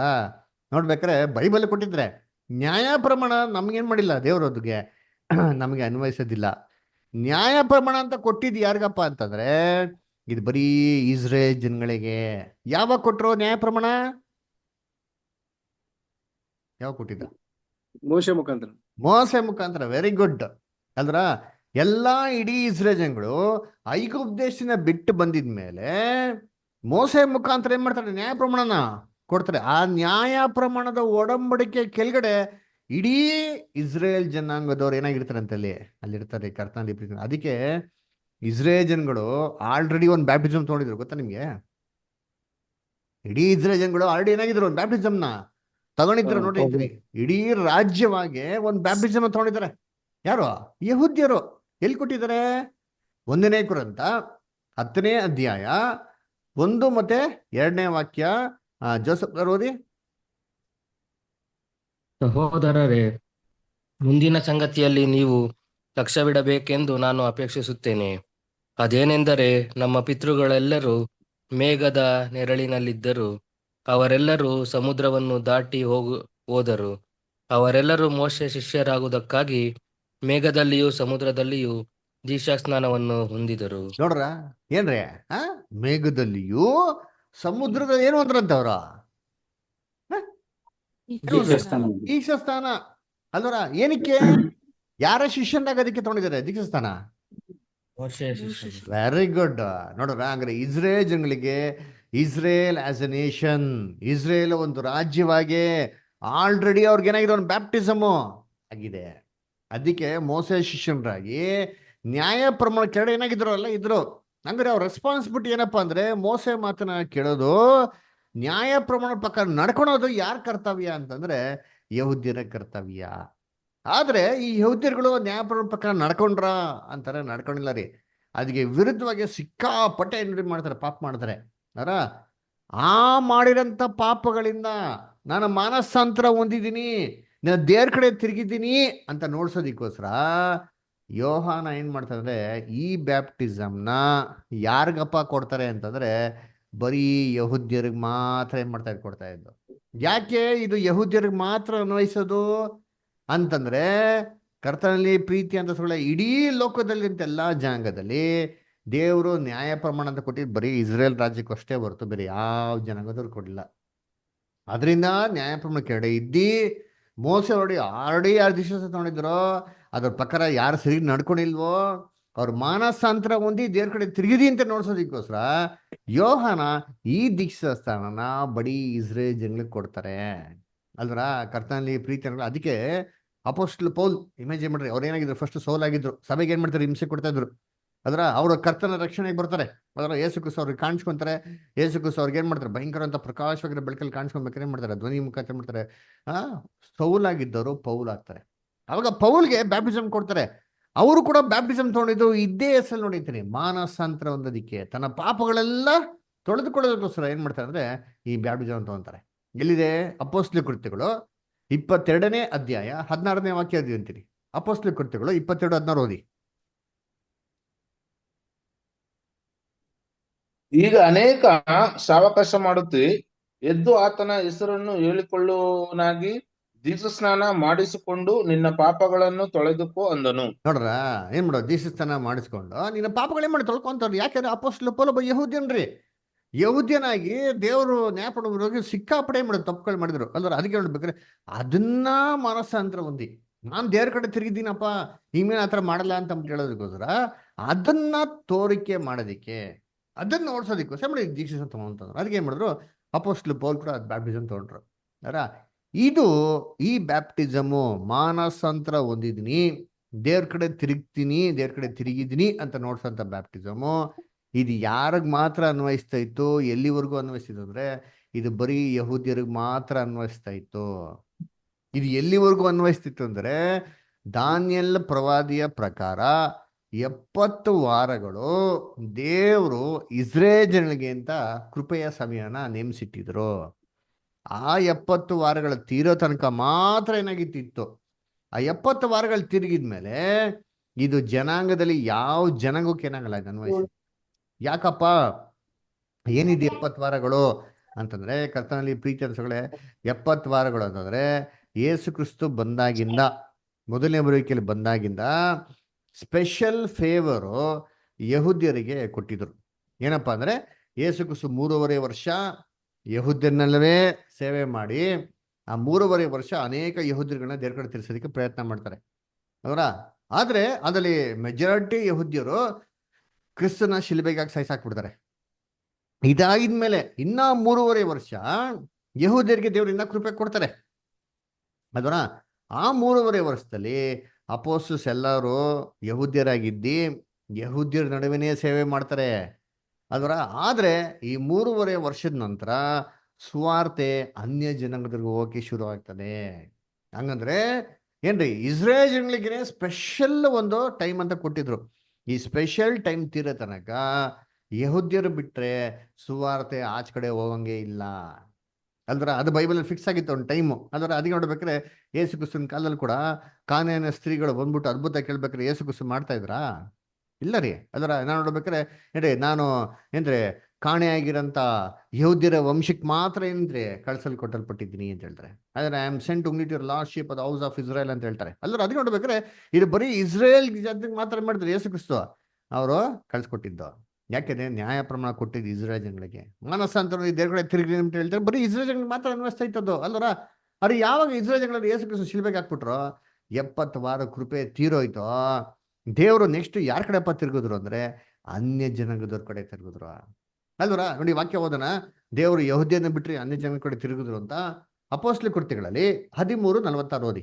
ಅಪೊಸ್ತಲ ಕೃತ್ಯಗಳು 13:46 ಓದ್ತೀರಾ ಯಾರು brother sisters? Joseph brother, Santosh brother, Divya sister. ಆಗ ಪೌಲನು ಬರ್ನಬನು ಧೈರ್ಯದಿಂದ ಮಾತಾಡಿ, ದೇವರ ವಾಕ್ಯವನ್ನು ಮೊದಲು ನಿಮಗೆ ಹೇಳುವುದು ಅವಶ್ಯಕವಾಗಿತ್ತು, ಆದರೆ ನೀವು ಅದನ್ನು ತಳ್ಳಿಬಿಟ್ಟು ನಿಮ್ಮನ್ನು ನಿತ್ಯ ಜೀವಕ್ಕೆ ಅಪಾತ್ರರೆಂದು ತೀರ್ಪು ಮಾಡಿಕೊಂಡಿದ್ದರಿಂದ ಇಗೋ ನಾವು ನಿಮ್ಮನ್ನು ಬಿಟ್ಟು ಅನ್ಯ ಜನರ ಕಡೆಗೆ ಹೋಗುತ್ತೇವೆ. ನೋಡ್ರ ಎಷ್ಟು ಕ್ಲೀನಾಗಿ ಹೇಳ್ತಾರೆ. ಪೌಲನು ಬರಬನು ಏನ್ರಿ ಬರ್ನಬನು ಧೈರ್ಯದಿಂದ ಮಾತಾಡಿ ಅಂತಂದ್ರೆ ದೇವ್ರ ವಾಕ್ಯ ಮೊದಲು ನಿಮ್ ಕೊಡಂತ ಏನಾಗಿತ್ತಂತೆ ಅವಶ್ಯಕತೆ. ಯಾಕಂದ್ರೆ 70 ವಾರಗಳ ಕೃಪೆ ಇದ್ದಿದ್ದು ಇವ್ರಿಗೆ ಮಾತ್ರ. ಆ ಕೃಪೆ ಕಾಲದವರೆಗೂ ಇವ್ರಿಗೆ ಬಿಟ್ರೆ ಬೇರೆ ಯಾರಿಗೂ ಹೋಗಕ್ ಸಾಧ್ಯ ಇಲ್ಲ. ಆದ್ರೆ ಇವರನ್ನು ತಳ್ಬಿಟ್ರಂತೆ. 70 ವಾರಗಳು ತಿರುಗ್ತವೆ. ನೆಕ್ಸ್ಟ್ ದೇವ್ರು ಯಾರ ಕಡೆ ತಿರುಗಬೇಕು? ಅನ್ಯ ಜನಗಳ ಕಡೆ ತಿರುಗೋದಕ್ಕೆ ಶುರು ಮಾಡಂತ ನೋಡ್ತೀನಿ. ಅದಕ್ಕೆ ಸುವಾರ್ತೆ ಅನ್ಯ ಜನ ಓದೋದಕ್ಕೆ ಶುರು ಆಯ್ತು. ಇನ್ನೊಂದು ವಾಕ್ಯ ಓದಿರ್ತೀನಿ, ಅಪೊಸ್ತಲ ಕೃತ್ಯಗಳು 15:14. ಗೋಪಾಲ ಭದ್ರ ಓದ್ತೀರಾ? ಅಪೊಸ್ತಲ ಕೃತ್ಯಗಳು 15:14. ಸಹೋದರರೇ, ನಾನು ಹೇಳುವುದನ್ನು ಕೇಳಿರಿ. ದೇವರು ಮೊದಲಲ್ಲಿ ಅನ್ಯ ಜನರನ್ನು ಕಟಾಕ್ಷಿಸಿ ನೋಡಿ ತನ್ನ ಹೆಸರಿಗಾಗಿ ಅವರೊಳಗಿಂದ ಒಂದು ಪ್ರಜೆಯನ್ನು ಆರಿಸಿಕೊಂಡ ವಿಧವನ್ನು ಸೀಮೆಯೋನನ್ನು ವಿವರಿಸಿದನಷ್ಟೇ ನೋಡ್ರ ಇದಕ್ಕೆ ಪ್ರವಾದಿಗಳು ಮಾತುಗಳು ಒಪ್ಪುತ್ತವೆ. ನೋಡ್ರ ಫಸ್ಟು ಏನ್ರಿ ಮೊದಲು ಏನ್ರಿ ಯಹೂದ್ಯರಿಂದ ಆಯ್ಕೆ ಮಾಡ್ಬೇಕು, ಅನಂತರ ನೆಕ್ಸ್ಟ್ ಅಂತೆ ಏನ್ರಿ ಅನ್ಯ ಜನರಿಂದ ಆಯ್ಕೆ ಮಾಡ್ಬೇಕು ಅಂದ್ಬಿಟ್ಟು ಯಾರ ಪ್ಲಾನ್ ಅಂತಾರಿ? ಇದು ಗಾಡ್ಸ್ ಪ್ಲಾನ್ ಅಂತಾರಿ. ನೋಡ ಎಷ್ಟು ಕ್ಲೀನ್ ಆಗಿ ಹೇಳ್ತಾರೆ ಅಲ್ವರ. ಅದ್ಗೆ ನೋಡ್ಬೇಕಾದ್ರೆ ಕರ್ತನಲ್ಲಿ ಪ್ರೀತಿ ಅಂದ್ರಗಳೇ ಫಸ್ಟ್ ಯಹೂದ್ಯರಿಗೆ ಅವಕಾಶ ಕೊಟ್ಟಿದ್ದು. ಯಹೂದ್ಯರಲ್ಲಿ ಸಫಿಷಿಯಂಟ್ ಆಗಿರೋಂಥ ಸಂಖ್ಯೆ ಸಿಗದಿರೋದ್ರಿಂದ ದೇವರು ಯಾರ ಕಡೆಪ್ಪ ತಿರ್ಗೋದ್ರೆ ಅನ್ಯ ಜನಾಂಗ ಕೊಡ್ತಾರೆ. ಇದು ಹೆಂಗೆ ಅಂತಂದ್ರೆ ನೋಡಿ, ಇದನ್ನ ಅಪೊಸ್ಟಲ್ ಪೌಲು ರೋಮಾಪುರದಲ್ಲಿ ಕ್ಲೀನ್ ಎಕ್ಸ್ಪ್ಲೇನ್ ಮಾಡ್ತಾರೆ. ಏನ್ರಿ ಒಂದು ಎಣ್ಣೆ ಮರ ಕಂಪೇರ್ ಮಾಡ್ತಾರೆ, ಊರೆಣ್ಣೆ ಮರ, ಕಾಡೆಣ್ಣೆ ಮರ. ಅದರ ಏನ್ರಿ 2 ಎಣ್ಣೆ ಮರಗಳೇನಾಗಿದೆ ಇದೆ ಅದರ. ಇವಾಗ ಇಸ್ರೇಲ್ಗಳು ಏನಪ್ಪ ಅಂದ್ರೆ ಊರೆಣ್ಣೆ ಮರ, ನ್ಯಾಚುರಲ್ ಆಗಿರೋಂಥ ಎಣ್ಣೆ ಮರ ಯಾರಪ್ಪ ಅಂದ್ರೆ ಇಸ್ರೇಲ್ ಜನದವರು. ಅದರ ಇವಾಗ ಅವರು ಅಬ್ರಾಮ ವಂಶದಿಂದ ಬಂದವ್ರಿ, ನ್ಯಾಚುರಲ್ ಆಗಿ ಅಬ್ರಾಮ ವಂಶದಿಂದ ರಕ್ತ ಸಂಬಂಧಿಯಾಗಿ ಬಂದಿರೋರಲ್ಲ. ಅದರ ಅವರು ಏನ್ರಿ ಆ ಅಬ್ರಾಮ್ ಮಾಡಿದಂಥ ಒಂದು ವಾಗ್ದಾನದಲ್ಲಿ ಪಾಲ್ಗಾರ ಆಗಿರೋರು ಯಾರು ಅಂತಂದ್ರೆ ಇವರೇ ರೀ. ಅಂದ್ರೆ ಅದಕ್ಕೆ ವಾಕ್ಯ ಓದೋಣ ಅಂತೀರಿ. ರೋಮಾಪುರದಲ್ಲಿ 11ನೇ ಅಧ್ಯಾಯ 17 ಮತ್ತು 20ನೇ ವಾಕ್ಯ ಓದ್ರಿ. ರೋಮಾಪುರದಲ್ಲಿ 11ನೇ ಅಧ್ಯಾಯ 17 ಮತ್ತು 20. ಆದರೆ ಹ್ಮ್ ಆದರೆ ಕೆಲವು ಕೊಂಬೆಗಳು ಮುರಿದು ಹಾಕಲ್ಪಡಲು ಹ್ಮ್. ಕಾಡೆಣ್ಣೆ ಮರದಂತಿರುವ ನೀನು ಅವುಗಳ ತಾವಿನಲ್ಲಿ ಹ್ಮ್. ಕಟ್ಟಿಸಿಕೊಂಡವನಾಗಿ ಹ್ಮ್. ಕಟ್ಟಿಸಿಕೊಂಡವನಾಗಿ ಹ್ಮ್. ಊರೆಣ್ಣೆ ಮರದ ರಸವತ್ತಾದ ಬೇರಿನಲ್ಲಿ ಹ್ಮ್. ಪಾಲು ಹೊಂದಿದ್ದರೂ ಆ ಕೊಂಬೆಗಳನ್ನು ಕಡೆಗಣಿಸಿ ನಿನ್ನನ್ನು ಹೆಚ್ಚಿಸಿಕೊಳ್ಳಬೇಡ. ನೋಡ್ರ ಏನ್ರಿ ಯಹೂದ್ಯರಿಗೆ ಹೇಳ್ತಾರೆ ಅಲ್ವರ. ಏನ್ರಿ ಯಹೂದ್ಯರಲ್ಲಿ ಕೆಲವು ಕೊಂಬೆಗಳೇನ್ರಿ ಮುರಿದಾಕಲ್ಪಡ್ತು ಅಂತ. ಏನಕ್ಕಪ್ಪ ಮುರಿದಾಕಲ್ಪಡ್ತು? ನಂಬಿಕೆ ಇಲ್ಲ. ನಂಬಿಕೆ ಇಲ್ಲದಿರೋದ್ರಿಂದ ದೇವ್ರು ಏನಪ್ಪ ಮಾಡಿದ್ರು ಅಂತಂದ್ರೆ ಅಲ್ಲಿ ಕೆಲವೊಂದು ಕೊಂಬೆಗಳು ಏನ್ ಮಾಡಂತಲ್ಲೇ ಕಿತ್ತಾಕಿದ್ರಂತಾರೆ ಅಲ್ವರ. ಅದಕ್ಕೆ ನೋಡ್ಬೇಕಾದ್ರೆ ಕರ್ತನಲ್ಲಿ ಪ್ರೀತಿಗಳೇ ಹೆಂಗಪ್ಪ ಅಂದ್ರೆ ನೋಡಿ, ಇಲ್ಲಿ ನೋಡಿ ಕ್ಲೀನಾಗಿ ಸ್ಕ್ರೀನ್ ನೋಡಿದ್ದೀನಿ ಏನ್ರಿ. ಕೆಲವೊಂದು ಕೊಂಬೆನ ದೇವ್ರೇನ್ ಮಾಡಿದ್ರು? ಕಿತ್ತಾಕ್ಬಿಟ್ರು. ಯಾಕೆ ಕಿತ್ತಾಕೋರು ಅಂದ್ರೆ ಅದಕ್ಕೆ ನಂಬಿಕೆ ಇಲ್ಲ ರೀ ಅಲ್ವರ. ಆ ರಸತ್ವಾದಂಥ ಒಂದು ಬೇರಲ್ಲಿ ನಂಬಿಕೆ ಇಲ್ಲ. ಅಬ್ರಾಹ್ಮ್ ಅಂತ ವಾಗ್ದಾನ ಮೇಲೆ ಏನಿಲ್ಲಂತೆ, ಆ ಒಂದು ವಾಗ್ದಾನಗಳ ಮೇಲೆ ನಂಬಿಕೆ ಇಲ್ಲ, ಅದನ್ನ ಮುರಿದಾಕಿದ್ರು ಅಂತ ಹೇಳ್ತಾರೆ. ಇವಾಗ ಇಲ್ಲಿ ಜಾಗ ಖಾಲಿ ಆಗಿದ್ಮೇಲೆ ಇನ್ನೊಂದು ಏನ್ ಮಾಡಬೇಕು? ಈ ಎಣ್ಣೆ ಮರದ ಸಸಿನ ಬಂದು ನೆಟ್ಬೇಕಲ್ವಾ? ಇದ್ರಲ್ಲಿ ಏನಪ್ಪ ಮಾಡಿದ್ರು ಅಂದ್ರೆ ಅನ್ಯ ಜನಾಂಗದ ನಮ್ಮನ್ನೇನ್ ಮಾಡೋದು ಬಂದು ಕಸಿ ಕಟ್ಟಿಸ್ರಂತೆ. ನಾವೆಲ್ಲ ಎಂಥವ್ರು ಅಂತಂದ್ರೆ ನಾವೆಲ್ಲ ಊರೆಣ್ಣೆ ಮರ ಅಲ್ಲ ರೀ, ಕಾಡೆಣ್ಣೆ ಮರಗಳವ್ರು. ನಮಗೂ ಇಸ್ರೇಲ್ಗೆ ಸಂಬಂಧನೇ ಇಲ್ಲ. ನಮ್ಮನ್ನ ಏನಪ್ಪ ಮಾಡೋರು ಅಂತಾರೆ ಇನ್ನೊಂದಿಗೆ ಕಸಿ ಕಟ್ಟವ್ರೆ ಅಂತೆ. ಹೆಂಗ್ ಕಸಿ ಕಟ್ಟವ್ರೆ ಅಲ್ವರ? ನೋಡಿ ಗ್ರಾಫ್ಟಿಂಗ್ ಮಾಡ್ತಿರ್ ಗೊತ್ತಾ ಗಿಡದಲ್ಲಿ, ಈ ತರ ನಮ್ಮನ್ನ ಏನ್ ಮಾಡೋರಂತೆ ಕಸಿ ಕಟ್ಟೋರಂತೆ ಬರ್ತಾರೆ. ಬರೀ 19ನೇ ವಾಕ್ಯ ಓದಿದಿರ ಅದಲ್ಲೇ 19th ವರ್ಸ್. ಈ ಮಾತಿಗೆ ನಾನು ಕಸಿ ಕಟ್ಟಿಸಿಕೊಳ್ಳುವಂತೆ ಕೊಂಬೆಗಳನ್ನು ಮುರಿದು ಹಾಕಲ್ಪಟ್ಟವಲ್ಲ ಎಂದು ನೀನು ಒಂದು ವೇಳೆ ಹೇಳಬಹುದು. ನೀನು ಹೇಳುವುದು ನಿಜ. ಅವರು ನಂಬದೆ ಹೋದದರಿಂದ ಮುರಿದು ಹಾಕಲ್ಪಟ್ಟರು. ನೋಡ್ರ ನೀನು ನಿಂತಿರುವುದು ನಂಬಿಕೆಯಿಂದಲೇ. ಗರ್ವ ಪಡಬೇಡ, ಭಯದಿಂದಿರು. ಅಲ್ದರ ಭಯದಿಂದಿರು. ಆಮೇಲೆ ಭಯದಿಂದಿರು. ದೇವರು ಹುಟ್ಟು ಕೊಂಬೆಗಳನ್ನು ಉಳಿಸದೆ ಇದ್ದ ಮೇಲೆ ನಿನ್ನನ್ನು ಉಳಿಸುವುದಿಲ್ಲ. ನೋಡ್ರ ಎಷ್ಟು ಕ್ಲೀನಾಗಿ ಹೇಳ್ತಾರೆ ನೋಡ್ತೀರಿ. ನಾವೆಲ್ಲ ಎಂತವ್ರು ಅಂದ್ರೆ ಏನ್ರಿ ಕಾಡೆಣ್ಣೆ ಮರದವ್ರಿ. ನಮ್ಮನ್ನ ತೊಗೊಂಡೋಗ್ಬಿಟ್ಟು ಏನ್ ಮಾಡ್ಬಿಟ್ರ ಅಂತಂದ್ರೆ ಇಸ್ರೇಲ್ ವಂಶದಲ್ಲಿ ಸೇರ್ಬಿಟ್ಟ ನೋಡ್ತೀರಿ. ಕೆಲವೊಂದು ಕಂಬೆನ ಕಿತ್ತಾಕೋದ್ರು ನಂಬಿಕೆ ಇಲ್ದಿರೋದ್ರಿಂದ. ಅದು ನಮ್ಮಂತ ಅನ್ಯ ಜನಗಳಿಗೆ ಏನಾಗಿದೆ ಇವಾಗ ನಂಬಿಕೆ ಇದೆ. ಆ ನಂಬಿಕೆ ಇರೋದನ್ನ ಏನ್ ಮಾಡೋದಂದ್ರೆ ನಮ್ಮಂತ ತೊಗೊಂಡೋಗ್ಬಿಟ್ಟು ಸೀರೆ ಮಾಡೋದಂತಲ್ಲಿ ಅಲ್ಲಿ ಊರೆಣ್ಣೆ ಮರಕ್ಕೆ ಸೇರ್ಸದಂತೆ, ಕಾಡೆಣ್ಣೆ ಮರದಲ್ಲಿರಂತ ಅಲ್ವ. ಹಂಗಂದ್ರೆ ನಮ್ಮನ್ನ ಇಸ್ರೇಲು ಜನಗಳಿಗೆ ಮಾಡಿದಂಥ ವಾಗ್ದಾನದ ಮೇಲೆ, ಆ ವಾಗ್ದಾನದಲ್ಲಿ ನಮ್ಮನ್ನೇನು ಮಾಡ್ತಾರೆ ಇವಾಗ ಸೇರಿಸ್ತವ್ರೆ ಅಲ್ವರ. ಇವಾಗ ನೀವೇ ಹೇಳ್ರಿ, ನಾವು ಯಹೂದ್ಯರಾಗಿದ್ರಾ? ನಮ್ಗೆ ಯಾವ ಥರ ನ್ಯಾಯ ಪ್ರಮಾಣ ಕೊಟ್ಟಿದ್ರಾ ಅಂದ್ರೆ ಇಲ್ಲ ರೀ. ಆಗಿರ್ಬೇಕಾರೆ ಈ ಒಂದು ಮಾನಸಾಂತರ ಹೊಂದೋದಿಕ್ಕಾಗಿ ದೀಕ್ಷಾ ಸ್ಥಾನ ಅಂತ ಅಂದ್ಬಿಟ್ಟು ಇದು ಯಾವುದೇ ಕಾರಣಕ್ಕೂ ಅನ್ಯ ಜನವರಿಗೆ ಅಪ್ಲಿಕೇಬಲ್ ಆಗೋದಿಲ್ಲ. ಯಾಕಪ್ಪ ಅಪ್ಲಿಕೇಬಲ್ ಆಗಲ್ಲ? ಯಾಕೆ ಅಂತಂದ್ರೆ ನ್ಯಾಯ ಪ್ರಮಾಣ ಯಾವತ್ತೂ ನಮಗೆ ಕೊಡದೇ ಇಲ್ಲ ದೇವರು. ಧರ್ಮಶಾಸ್ತ್ರದ ಕೆಳಗಡೆ ನಾವು ಯಾವತ್ತೂ ಇರಲೇ ಇರಲಿಲ್ಲ.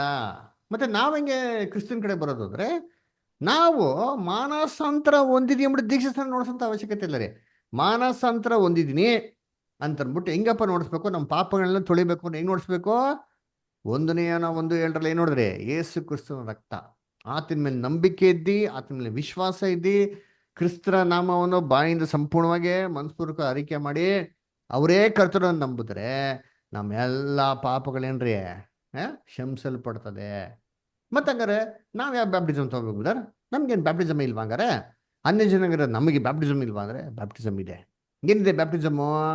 ಅದನ್ನು ಓದ ನೋಡ್ರಿ, ಎಲ್ಲಿ ಕೊಟ್ಟವ್ರೆ ಬ್ಯಾಪ್ಟಿಸಮ್ ಬಗ್ಗೆ ಅಂತಂದರೆ, ನಮಗೆ ಅಪೊಸ್ತಲ ಪೌಲು ರೋಮಾಪುರದಲ್ಲಿ ಬರೋಂಥ ಸಭೆಗೆ ಏನು ಮಾಡ್ತಾರೆ ಅಂತ ಹೇಳ್ತಾರೆ. ಎಲ್ಲಿ ಹೇಳ್ತಾರೆ ಓದ ನೋಡಿದ್ರಿ? ರೋಮಾಪುರದಲ್ಲಿ 6ನೇ ಅಧ್ಯಾಯ 3ರಿಂದ 5ನೇ ವಾಕ್ಯನ ಓದ್ರಿದ್ರಿ. ಯಾರೋ ಓದ್ರಿ ಬ್ರದರ್ ಸಿಸ್ಟರ್ಸ್? ಕ್ರಿಸ್ತ ಯೇಸುವಿನಲ್ಲಿ ಸೇರುವುದಕ್ಕೆ ದೀಕ್ಷಾ ಸ್ನಾನ ಮಾಡಿಸಿಕೊಂಡವರಾದ ನಾವೆಲ್ಲರೂ ಆತನ ಮರಣದಲ್ಲಿ ಪಾಲುಗಾರರಾಗುವುದಕ್ಕೆ ದೀಕ್ಷಾ ಸ್ನಾನ ಮಾಡಿಸಿಕೊಂಡವೆಂದು ನಿಮಗೆ ತಿಳಿಯದೋ? ನೋಡ್ರಿ, ಅಪೊಸ್ತಲ ಪೌಲು ಇಲ್ಲಿ ಯಾರಿಗಪ್ಪ ಬರೀತಾ ಇದಾರೆ ಅಂತಂದ್ರೆ ಯಹೂದ್ಯರಿಗೆ ಬರೀತಾ ಇದ್ದಾರೆ. ಯಾರಿಗೆ ಬರೀತಾರೋ? ರೋಮಾಪುರದವ್ರಿಗೆ. ರೋಮಾಪುರದಲ್ಲಿ ಇದ್ದಿದ್ದು ಯಾರಂತೆ? ಯಹೂದ್ಯರ ಅನ್ಯ ಜನಾಂಗದವ್ರ? ಅನ್ಯ ಜನಾಂಗದವರು. ಅವ್ರಿಗೆ ಬರೀತಾವ್ರು ನೋಡಿದ್ದೀನಿ. ಏನ್ ಹೇಳ್ತಾರೆ? ಕ್ರಿಸ್ತ ಯೇಸುವಿನಲ್ಲಿ ಸೇರೋದಿಕ್ಕೆ. ಏನ್ರಿ ಕ್ರಿಸ್ತ ಯೇಸುವಿನಲ್ಲಿ ಸೇರೋದಿಕ್ಕೆ ಅಂತಂದ್ರೆ ಕ್ರಿಶ್ಚಿಯಾನಿಟಿ ಆಗೋದಿಕ್ಕಲ್ಲ, ಕನ್ವರ್ಟ್ ಆಗೋದಿಕ್ಕಲ್ಲ ರೀ ಹೇಳ್ತಾರೆ.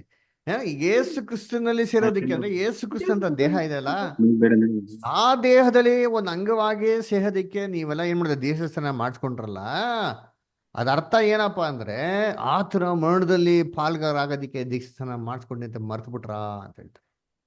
ಹಂಗಾರೆ ದೀಕ್ಷಾ ಸ್ಥಾನ ಅಂದ್ರೆ ಏನಪ್ಪ ಅರ್ಥ ಅಂದ್ರೆ ಇಲ್ಲಿ ಕೊಟ್ಟ ನೋಡಿದ್ರೆ ಕ್ಲೀನಾಗಿ ಹೇಳ್ತಾ ಇರ್ತೀನಿ. ದೀಕ್ಷಾ ಸ್ಥಾನದ ಅರ್ಥ ಏನಪ್ಪ ಅಂದ್ರೆ ಕ್ರಿಸ್ತ ಯೇಸುವಿನ ಮರಣದಲ್ಲಿ ಪಾಲ್ಗಾರರಾಗದೆ ನಿಜವಾದ ದೀಕ್ಷಾ ಸ್ಥಾನ ಅನ್ನೋ ಅರ್ಥ ಅಲ್ವರ. ಇದೇನಿದು ಕ್ರಿಸ್ತ ಯೇಸುವಿನ ಮರಣ ಏನಿದು ಯಾರ? ಇದೇನಪ್ಪ ಯೇಸು ಕ್ರಿಸ್ತನ ಮರಣ ಅಂತಂದ್ರೆ ಅದೇ ಮಾಮೂಲಿ ಶಿಲ್ಮೆ ಸತ್ತಲ್ಲ ಬದ ಅದಾ ಅಂತಂದ್ರೆ ಇಲ್ಲ ರೀ. ಮರಣ ಅಂದ್ರೆ ಏನು ಅಲ್ವರ? ನೋಡ್ರಿ ಇರ್ತೀನಿ, ಯೇಸು ಕ್ರಿಸ್ತನ ಮರಣ ಏನು ಅಂತ ನೋಡೋಣ. ಒಂದು ವಾಕ್ಯ ಓದೋಣ. ಕೀರ್ತನೆ 82 6 ಮತ್ತು 7. ಬೇರೆ ಯಾರಾದ್ರು ಸಹೋದರಗಳು ರೀ, ಬ್ರದರ್ ಸಿಸ್ಟರ್ಸ್ ಬೇರೆ ಯಾರಾದ್ರು ಇದುವರೆಗೂ ಓದಿರೋ ಬ್ರದರ್ ಸಿಸ್ಟರ್ಸ್ ಯಾರಾದ್ರು ಓದಿ ಕೀರ್ತನೆ 82 6 ಮತ್ತು 7. Psalms 82 6 and 7. ನೀವು ದೇವರುಗಳು ಎಲ್ಲರೂ ಪರಾತ್ಪರನ ಮಕ್ಕಳು ಎಂದು ನಾನು ಹೇಳಿದೆನು, ಆದರೂ ನರರಂತೆ ಸತ್ತೇ ಹೋಗುವಿರಿ. ಪ್ರತಿಯೊಬ್ಬ ಪ್ರಭುವಿನಂತೆ ನೀವೆಲ್ಲರೂ ಬಿದ್ದು ಹೋಗುವಿರಿ. ನೋಡ್ರ ದೇವರೇ ಸಾಕು ಸರ್. ಅದಕ್ಕೆ ಹೇಳ್ತಾರೆ ಅಲ್ಲಿ ನೀವೆಲ್ಲ ದೇವರುಗಳು ಅಂತ ಹೇಳ್ತಾರೆ. ಯಾರಿಗೆಲ್ಲ ದೇವ್ರ ವಾಕ್ಯ ಬಂದಿದೆ ಅವರೆಲ್ಲ ಹೇಳ್ತಾರೆ ದೇವ್ರುಗಳಂತೆ. ಎಲ್ಲಾರು ಪರಾತ್ಪರನ ಮಕ್ಕಳಂತೆ. ನಾವೆಲ್ಲ ಯಾರಂತೆ? ಯಾರ ಮಕ್ಕಳಂತೆ? ದೇವ್ರ ಮಕ್ಕಳು. ಕರೆಕ್ಟಾ? ಎಂದು ದೇವ್ರು ಹೇಳ್ತಾರಂತೆ. ಆದ್ರೂ ನಾವು ದೇವರ ಮಕ್ಕಳಾದ್ರೂ ಸರಿ, ನಾವ್ ಹೆಂಗಪ್ಪ ಸಾಯ್ತೀರಿ ಅಂತಾರೆ? ನರರಂತೆ ಸಾಯ್ತಿರಂತೆ, ಮನುಷ್ಯ ತರನೇ ಸಾಯ್ತಿರಂತೆ. ಯಾವ ತರ ಮನುಷ್ಯ ತರ ಸಾಯ್ತೀರಿ? ಪ್ರತಿಯೊಬ್ಬ ಪ್ರಭುವಿನಂತೆ ನಾವೆಲ್ಲರ ಬಿದ್ದೋಗ್ತೀರಿ. ಏನ್ರೆ ಪ್ರತಿಯೊಬ್ಬ ಪ್ರಭುವಿನ ತರ ನಾವೆಲ್ಲ ಬಿದ್ದೋಗ್ತೀರಿ ಅಂತ ಹೇಳ್ತಾರೆ. ಇದನ್ನ ದೇವರು ಯಾರು ಬೇರೆ ಟ್ರಾನ್ಸ್ಲೇಷನ್ ಇದೆಯಾ? ಇಂಗ್ಲೀಷು ಅಥವಾ ತಮಿಳ್ ಅಥವಾ ತೆಲುಗು ಯಾರ ತರ ಇದೆಯಾ? ಓದ್ಬೋದಾ? ಕೀರ್ತನೆ 82 6 ಮತ್ತು 7. ಇಂಗ್ಲೀಷ್ ಯಾರ ತರ ಇದೆಯಾ? ಇಂಗ್ಲೀಷ್ ಬೈಬಲು, ತಮಿಳು, ತೆಲುಗು? ಓದಿ ಪ್ರಜ್ವಲ್ ಗೊತ್ತಾ? ಇಂಗ್ಲಿಷ್ ಓದ್ತೀನಿ.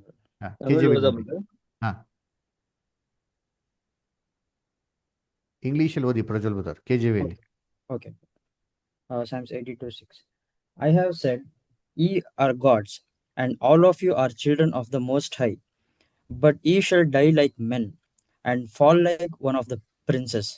ನೋಡೋಣ ಏನ್ರಿ? You shall die like men and fall like one of the princes ಅಂತ ಹೇಳ್ತಾರೆ. ಅದರ ಏನು ಪ್ರತಿಯೊಬ್ಬ ಪ್ರಭು ಅಂತ ಹೇಳಲ್ಲ. ಇಬ್ರು ಪ್ರಭುಗಳಲ್ಲಿ ಒಬ್ಬನಂತೆ ಸಾಯ್ತೀರಾ ಅಂತ ಕೊಟ್ಟಿದ್ದಾರೆ. ಇಂಗ್ಲಿಷ್ ಬಂತು, you shall die like one of the princes. ಏನೋ ಇಬ್ರು ಪ್ರಭುಗಳಿದ್ದಾರೆ, ಅವರು ಇಬ್ರು ಪ್ರಭುಗಳಲ್ಲಿ ಒಬ್ಬರಾಗಿ ನೀವೇನಾಗ್ತೀರಾ? ಸಾಯ್ತೀರಾ ಅಂತಂದ್ರು ಅಲ್ಲರ. ಇದೆ ತಮಿಳ್ ಓದಿಬೋದ? ತಮಿಳು ಮತ್ತೆ ಇದರಲ್ಲಿ தெலுங்குலி தமிழில் ஓதுகின்ற நீங்கள் தேவர்கள் என்றும் நீங்கள் எல்லாரும் உன்னதமானவரின் மக்கள் என்றும் நான் சொல்லியிருந்தேன். ஆனாலும் நீங்கள் மனுஷரை போல செத்து லோக பிரபுக்களில் ஒருவனைப் போல விழுந்து போவீர்கள். பாத்தீங்களா? என்றே மனுஷர் போல செத்து ಲೋಕ ಪ್ರಭುಗಳ ಒರ್ವನ ಪೋಲೆ ಏನ್ರಿ ಮರಿತೀರ್ಗಳ ಅಂತ ಹೇಳ್ತಾರೆ ಅಲ್ಲರ. ಲೋಕ ಪ್ರಭುಗಳಲ್ಲಿ ಒಬ್ಬರ ತರ ಕಟ್ಟ ಕೊಟ್ಟರು ತಮಿಳಲ್ಲಿ ಅಲ್ಲರ. తెలుగు ఓది చదవండి బద ప్రసన్న బదర్. మీరు దైవములనియు మీరందరూ సర్వోన్నతిని కుమారులనియు నేను సెలవిచ్చున్నాను. ఉమ్. ఆయనను ఇతర మనుష్యుల చనిపోవునట్లు మీరును చనిపోవుదురు. ఆ, అధికారులలో ఒకడు ಕೂಲಿನట్లు మీరును ಕೂಲುದುರು. ಆ ಅದರ ಸರಿ. ಅದೇ ನೋಡ್ಬೇಕಾರೆ ತಮಿಳಲ್ಲಿ ಇಂಗ್ಲೀಷಲ್ಲಿ ಸ್ಪಷ್ಟವಾಗಿ ಬಂತಾರೆ. ಇಬ್ರು ಪ್ರಭುಗಳಲ್ಲಿ ಒಬ್ರು ತರಂತೆ. ಯಾರಪ್ಪ ಇಬ್ರು ಪ್ರಭುಗಳು ಅಂತಂದ್ರೆ, ಈ ಭೂಮಿಗೆ ಇಬ್ರು ಪ್ರಭುಗಳಿದ್ರು. ಒಬ್ರು ಮೊದಲನೇ ಪ್ರಭು ಆದಾಮನು ಪಾಪ ಮಾಡಿದ್ಮೇಲೆ ಆ ಪ್ರಭು ತನನ ಕಳ್ಕೊಂಬಿಟ್ಟ. ಎರಡನೇ ಪ್ರಭು ಯಾರಪ್ಪ ಅಂತಂದ್ರೆ ನಮ್ಮ ರಕ್ಷಕನಂತ ಯೇಸು ಕ್ರಿಸ್ತು. ಆದ್ರೆ ಅದಕ್ಕೆ ಬೈಬಲ್ನಲ್ಲಿ ಹೇಳೋದು ಜೀಸಸ್ ಕ್ರೈಸ್ಟ್ಗೆ ಎರಡನೇ ಆದಾಮನು, ಮೊದಲನೇ ಆದಾಮನು ಪರಿಪೂರ್ಣವಾಗಿರಂತ ಮನುಷ್ಯ, ಎರಡನೇ ಆದಾಮನು ಪರಲೋಕದಿಂದ ಬಂದ ಕರ್ತನ ಅವರು ಕೂಡ ಪರಿಶುದ್ಧವಾಗಿರಂತ ಮನುಷ್ಯ, ಪರಿಪೂರ್ಣವಂತ ಮನುಷ್ಯ. ಅದರ ಇಬ್ರು ಸತ್ರು.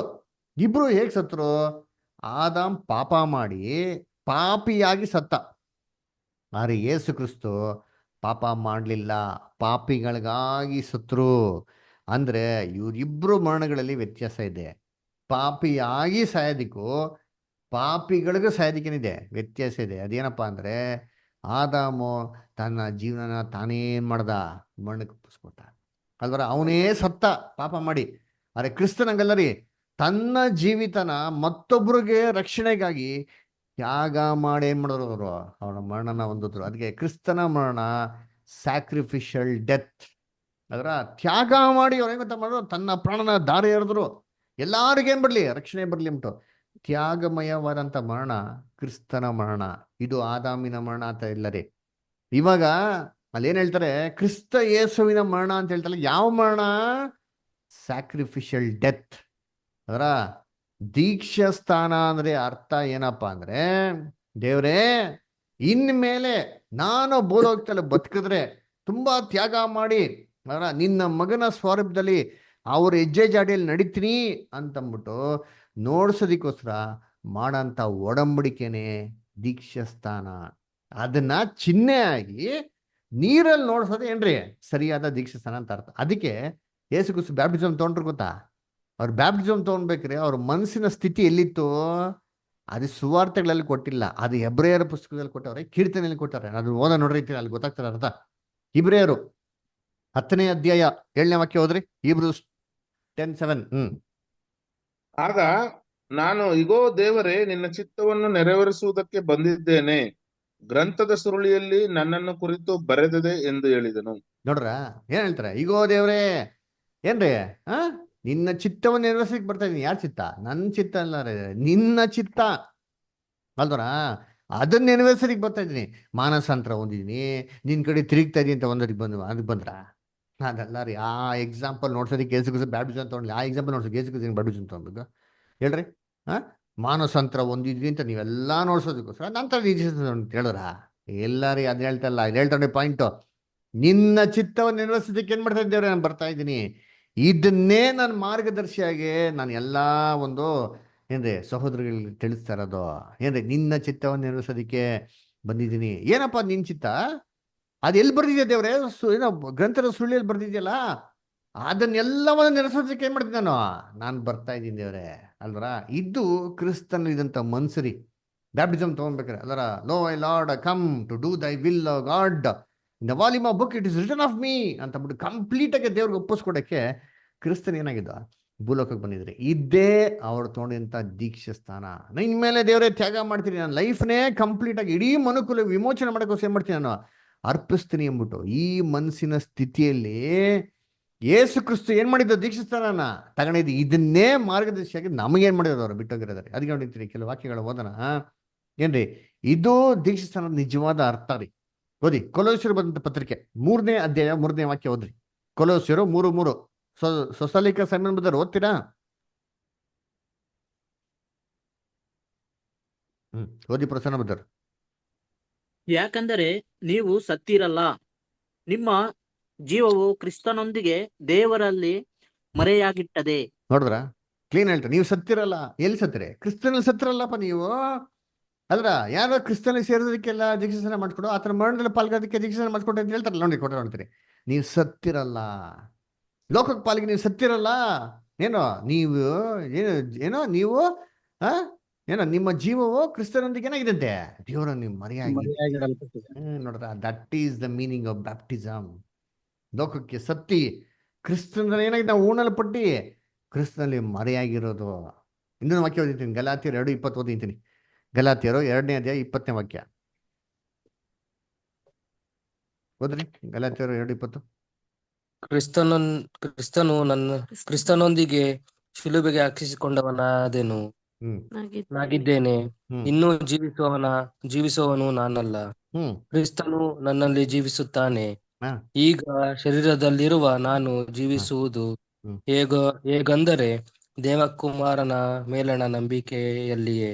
ನೋಡ್ರ ಎಷ್ಟು ಕ್ಲೀನ್ ಆಗಿ ಹೇಳ್ತಾರೆ. ಇನ್ಮೇಲೆ ನಾನ್ ಜೀವಿಸ್ತಾ ಇಲ್ಲಪ್ಪ, ನನ್ನಲ್ಲಿ ಜೀವಿಸ್ತಾ ಇರೋದು ಯಾರಂತೆ? ಕರ್ತನು. ಅರ್ಥ ಮಾಡ್ಕೊಟ್ರಿ, ಇದು ಬ್ಯಾಪ್ಟಿಸಮ್ ಬರೀ. ಯಾಕೆ? ನಾನು ಸತ್ತಿದ್ದೀನಿ, ಲೋಕದ ಪಾಲ್ಗೆ ಏನ್ ಮಾಡಿ ಸತ್ತಿದ್ದೀನಿ, ಫುಲ್ ಸ್ಯಾಕ್ರಿಫೈಸ್ ಮಾಡಿದ್ದೀನಿ. ಇದೇ ಕ್ರಿಸ್ತನಲ್ಲಿ ಸೇರಕ್ಕೆ ತೋಣಂತ ದೀಕ್ಷಾಸ್ಥಾನ ಅಲ್ವರ. ಅದಕ್ಕೆ ಕರ್ತನಲ್ಲಿ ಪ್ರಿಯಗಳೇ ಎಲ್ಲರೂ ಏನ್ ತಿಳ್ಕೊಂಡ್ಬಿಟ್ರೆ ಬ್ಯಾಪ್ಟಿಸಮ್ ಅಂತಂದ್ರೆ ಮಾನಸ ಹೋಗ್ಬಿಡಿ ಡುಬ್ಕಿ ಹೊಡೆದ್ಬಿಟ್ರೆ ನಾನು ದೇವ್ರ ಕಡೆ ತಿರುಗ್ಬಿಡ್ತೀನಿ, ನಾನು ಏನು ಮಾಡಿದ್ದೀನಿ, ನಾನು ಒಂದು ಸಭೆ ಇನ್ನೊಂದು ಸಭೆಗೆ ಹೋಗ್ಬಿಟ್ಟಿದ್ದೀನಿ, ನಾನು ಧರ್ಮನ ಚೇಂಜ್ ಮಾಡ್ಬಿಟ್ಟಿದ್ದೀನಿ, ನಾನು ವಿಶ್ವಾಸ ಚೇಂಜ್ ಮಾಡಿದ್ದೀನಿ. ಇಲ್ಲ ರೀ, ಸಾರಿ, ಅದಲ್ವೇ ಅಲ್ಲ ರೀ. ಇದನ್ನ ಯೇಸು ಕ್ರಿಸ್ತು ಬಹು ಸ್ಪಷ್ಟವಾಗಿ ಇನ್ನೊಂದ್ ಕಡೆ ಹೇಳ್ತಾರೆ. ಎಲ್ಲಿ ಅಂತಂದ್ರೆ ಇನ್ನೇನು ಶಿಲ್ಬೆ ಮೇಲೆ ಸಾಯ್ಬೇಕ್ರಿ, ಅದಕ್ಕೇನು ಸ್ವಲ್ಪ ದಿನ ಮುಂಚೆ ಹೇಳ್ತಾರೆ ನೋಡಿ ಅವ್ರ ಬ್ಯಾಪ್ಟಿಸಮ್ ಬಗ್ಗೆ. ಓದ ನೋಡಿ, ಲೂಕ 12:50. ಸೊಸಾಲಿಕರ್ ಸಮೀನ್ ಬದರ್ ಓದಿ, ಲೂಕ 12:50. ಓದ್ತೀನಿ.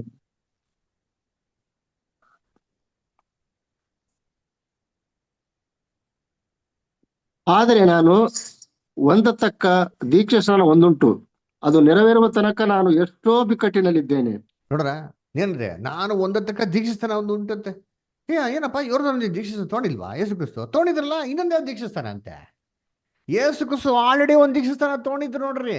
ಆದ್ರೂ ಕೂಡ ಏನ್ ಹೇಳ್ತಾರೆ, ಒಂದತಕ್ಕ ಒಂದು ದೀಕ್ಷಾಸ್ಥಾನ ಒಂದು ಉಂಟು, ಅದನ್ನ ನೆರವೇರಿಸತಕ್ಕ ಎಷ್ಟೋ ಬಿಕ್ಕಟ್ಟಿನ. ಯಾವ ದೀಕ್ಷಾಸ್ಥಾನ ಬಗ್ಗೆ ಹೇಳ್ತಾರೆ? ತನ್ನ ಮರಣದ ದೀಕ್ಷಾಸ್ಥಾನ ಬಗ್ಗೆ ಹೇಳ್ತಾ ಇದ್ದಾರೆ. ಅದನ್ನ ಆರಂಭ ಮಾಡಿದ್ದು ಯೋರ್ದನ್ನಲ್ಲಿ, ಮುಗಿಸಿದ್ದು ಶಿಲ್ಬೆಯಲ್ಲಿ. ಇದೇ ಬ್ಯಾಪ್ಟಿಸಮ್ ಅಂದ್ರೆ ಸತ್ಯವೇದಿಲ್ಲ ಅರ್ಥ. ಅದಕ್ಕೆ ಏನ್ರಿ ಯೋಹಾನ ಮತ್ತೆ ಯಾಕೋಬರು ಏನ್ ಮಾಡ್ತಾರೆ ಗೊತ್ತಾ? ಅವ್ರ ತಾಯಿನ ಕಳಿಸ್ತಾರೆ ಕ್ರಿಸ್ತನ ಹತ್ರ. ಸ್ವಾಮಿ, ಅಮ್ಮ ಹೋಗ್ಬಿಟ್ಟು ಕೇಳಮ್ಮ ಅಣ್ಣನ ಹತ್ರ, ಏನಂತ ಎಡಭಾಗದಲ್ಲಿ ಬಲಭಾಗದಲ್ಲಿ ಕೂತ್ಕೊಂಡು ಪರ್ಮಿಷನ್ ಕೇಳಮ್ಮ ಅಂತ ಹೇಳ್ತಾರೆ.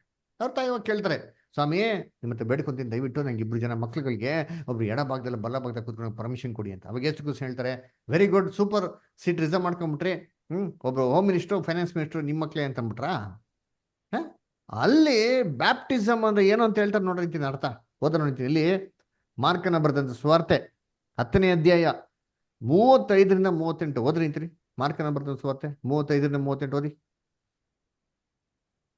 ಆಗ ಜೆಬೆದಾಯನ ಮಕ್ಕಳಾದ ಯಾಕೋಬ ಯೋಹಾನರು ಆತನ ಬಳಿಗೆ ಬಂದು ಆತನಿಗೆ, ಗುರುವೇ, ನಾವು ಒಂದನ್ನು ಕೇಳಿಕೊಳ್ಳುತ್ತೇವೆ, ಅದು ನಮಗೋಸ್ಕರ ನಡೆಸಿಕೊಡಬೇಕೆಂದು ಹೇಳಿದರು. ಆತನು ಅವರನ್ನು, ನಿಮಗೇನು ನಡೆಸಿಕೊಡಬೇಕು ಎಂದು ಕೇಳಲು, ಅವರು, ನಿನಗೆ ಮಹಾಪದವಿ ಬಂದಾಗ ನಮ್ಮಲ್ಲಿ ಒಬ್ಬನು ನಿನ್ನ ಬಲಗಡೆಯಲ್ಲೂ ಮತ್ತೊಬ್ಬರು ಎಡಗಡೆಯಲ್ಲೂ ಕೂತುಕೊಳ್ಳುವಂತೆ ನಮಗೆ ಅನುಗ್ರಹ ಮಾಡಬೇಕು ಅಂದರು. ನೋಡ್ರ, ಬಲಗಡೆಯಲ್ಲಿ ಎಡಗಡೆ ಕೂತ್ಕೊಬೇಕು ಅನುಗ್ರಹ ಮಾಡಬೇಕು ಅಂತ ಹೇಳ್ತಾರೆ. ಅಲ್ಲ, ನೆಕ್ಸ್ಟ್ ಆಮೇಲೆ, ಆದರೆ ಯೇಸು ಅವರನ್ನು, ನೀವು ಬೇಡಿಕೊಂಡದ್ದು ಏನೆಂದು ನಿಮಗೆ ತಿಳಿಯದು, ನಾನು ಕುಡಿಯುವ ಪಾತ್ರೆಯಲ್ಲಿ ಕುಡಿಯುವುದು ನಿಮ್ಮಿಂದ ಆದೀತೆ, ನನಗಾಗುವ ದೀಕ್ಷಾ ಸ್ನಾನವನ್ನು ಹೊಂದುವುದು ನಿಮ್ಮಿಂದ ಆದೀತೆ ಎಂದು ಕೇಳಲು. ನೋಡ್ರ ಏನ್ ಅರ್ಥ ಹೇಳ್ತಾರೆ ಅಲ್ಲಿ? ನಿಮ್ ಪಕ್ಕದಲ್ಲಿ ಕೂತ್ಕೊಳ್ಬೇಕೇನೇ ಅರ್ಥ. ನಾವೆಲ್ಲ ಇವಾಗ ದೇವ ಕೃಪೆಯಿಂದ ನಾವು ಓಟ ಮುಗಿಸಿದ್ರೆ ಯಾರ ಪಕ್ಕದಲ್ಲಿ ಕೂತ್ಕೊಂತೀರಿ? ಕ್ರಿಸ್ತನ ಪಕ್ಕದಲ್ಲಿ ಕೂತ್ಕೊಂಡಂತಾನೆ. ಇವಾಗ ಅದೇ ತರ ನಮಗೆಲ್ಲ ಆಸೆ. ಏನ್ ಹೇಳ್ತಾರೆ ನೋಡಿ, ಈ ಸೀಟು ಪಕ್ಕದಲ್ಲಿ ಕೂತ್ಕೊಂಡಾಗ ಅವಕಾಶ ಎಲ್ಲರಿಗೂ ಅಲ್ವಂತರಿ. ಕಂಡೀಷನ್ಸ್ ಇದೆ. ಏನ್ ಕಂಡೀಷನ್ಸ್ ಅದು? ಅದಕ್ಕೆ ಯೇಸು ಕ್ರಿಸ್ತು ಹೇಳ್ತಾರೆ, ಅದು ಅದೆಲ್ಲ ಏನಪ್ಪ ನೀನ್ ಕೇಳ್ತಾ ಇದ್ದೀಯ, ಅದು ನಮ್ಮಿಂದ ಆಗೋದಿಲ್ಲ. ಹಂಗ್ ಹೋಗ್ಬೇಕು, ನೀವು ಕೂತ್ಕೋಬೇಕು ಅಂತಂದ್ರೆ ನೀವೇನ್ ಮಾಡ್ಬೇಕು? 2 ಮುಖ್ಯವಾದ ಕೆಲಸ ಮಾಡ್ಬೇಕು. ನಾನ್ ಕುಡಿಯೋಂಥ ಪಾತ್ರೆಯಿಂದ ಕುಡಿಯೋಕ್ಕಾದೀತೆ ಅಂತ ಕೇಳ್ತಾರೆ. ಏನ್ ಪಾತ್ರೆ ಅಂದ್ರೆ ಯೇಸು ಕ್ರಿಸ್ತು. ಯೇಸು ಕ್ರಿಸ್ತು ಯಾವ ಪಾತ್ರೆಯಲ್ಲಿ ಕುಡಿದ್ರು? ಇವಾಗ ಯೋಚನೆ ಮಾಡಿ, ಯೇಸು ಕ್ರಿಸ್ತು ನೀರು ಕುಡಿದ್ರೆ ಗ್ಲಾಸಲ್ಲಿ, ನಾನು ನೀರು ಕುಡಿಯೋಕ್ಕಾಗಲ್ವಾ? ಕುಡಿಬೋದು. ಹಂಗಾರೆ ಪಾತ್ರೆ ಏನಿಲ್ಲ, ಅನುಭವ. ದೇವ್ರವ್ರಿಗೆ ಅನುಭವ ಕೊಟ್ಟಿರೋ ಗೊತ್ತಾ? ಏನ್ ಹೇಳ್ತಾರೆ ಯೇಸು ಕ್ರಿಸ್ತು? ದೇವ್ರೇ, ಸಾಧ್ಯವಾದ ಪಾತ್ರೆ ನನ್ನೇನಾಗ್ಲಿ ತೊಲ್ಗೋಗ್ಲಿ ಅಲ್ವರ. ಆಮೇಲೆ ಏನ್ ಹೇಳ್ತಾರೆ? ಪೇತ್ರ ಕಿವಿ ಕಡಿಬೇಕಾರೆ ಏನ್ ಹೇಳ್ತಾರೆ? ಪೇತ್ರನೇ, ಕತ್ತಿ ಹೊರಳಾಕು, ದೇವ್ರು ನಂಗೆ ಕೊಟ್ಟೆ ಅಂತ ಪಾತ್ರೆ ನಾನು ಪಾನ ಮಾಡಿದ್ರೆ ಬಿಟ್ಬಿಡ್ತೀನ. ಅಂದ್ರೆ ಅನುಭವಗಳು, ಕ್ರಿಸ್ತನ್ಗಾಗುವಂತ ಅನುಭವಗಳಲ್ಲಿ ನೀನು ಅನುಭವಿಸೋದಕ್ಕೆ ಸಿದ್ಧ ಇದೆಯಾ ಅಂತ ಪ್ರಶ್ನೆ ಕೇಳ್ತಾ ಉಂಟು. ಇದು ಮೇನ್ ಪಾಯಿಂಟ್ ರೀ. ನಾವು ನೆಕ್ಸ್ಟ್ ಏನ್ ಹೇಳ್ತಾರೆ? ನಾನ್ ತಗೊಂತಾರಂತ, ನಾನು ಒಂದತಕ್ಕ ದೀಕ್ಷೆ ಸ್ಥಾನದಲ್ಲಿ ನೀನು ಒಂದಕ್ಕೆ ಆಯ್ತಾರ ಅಂತ ಹೇಳ್ತಾರೆ.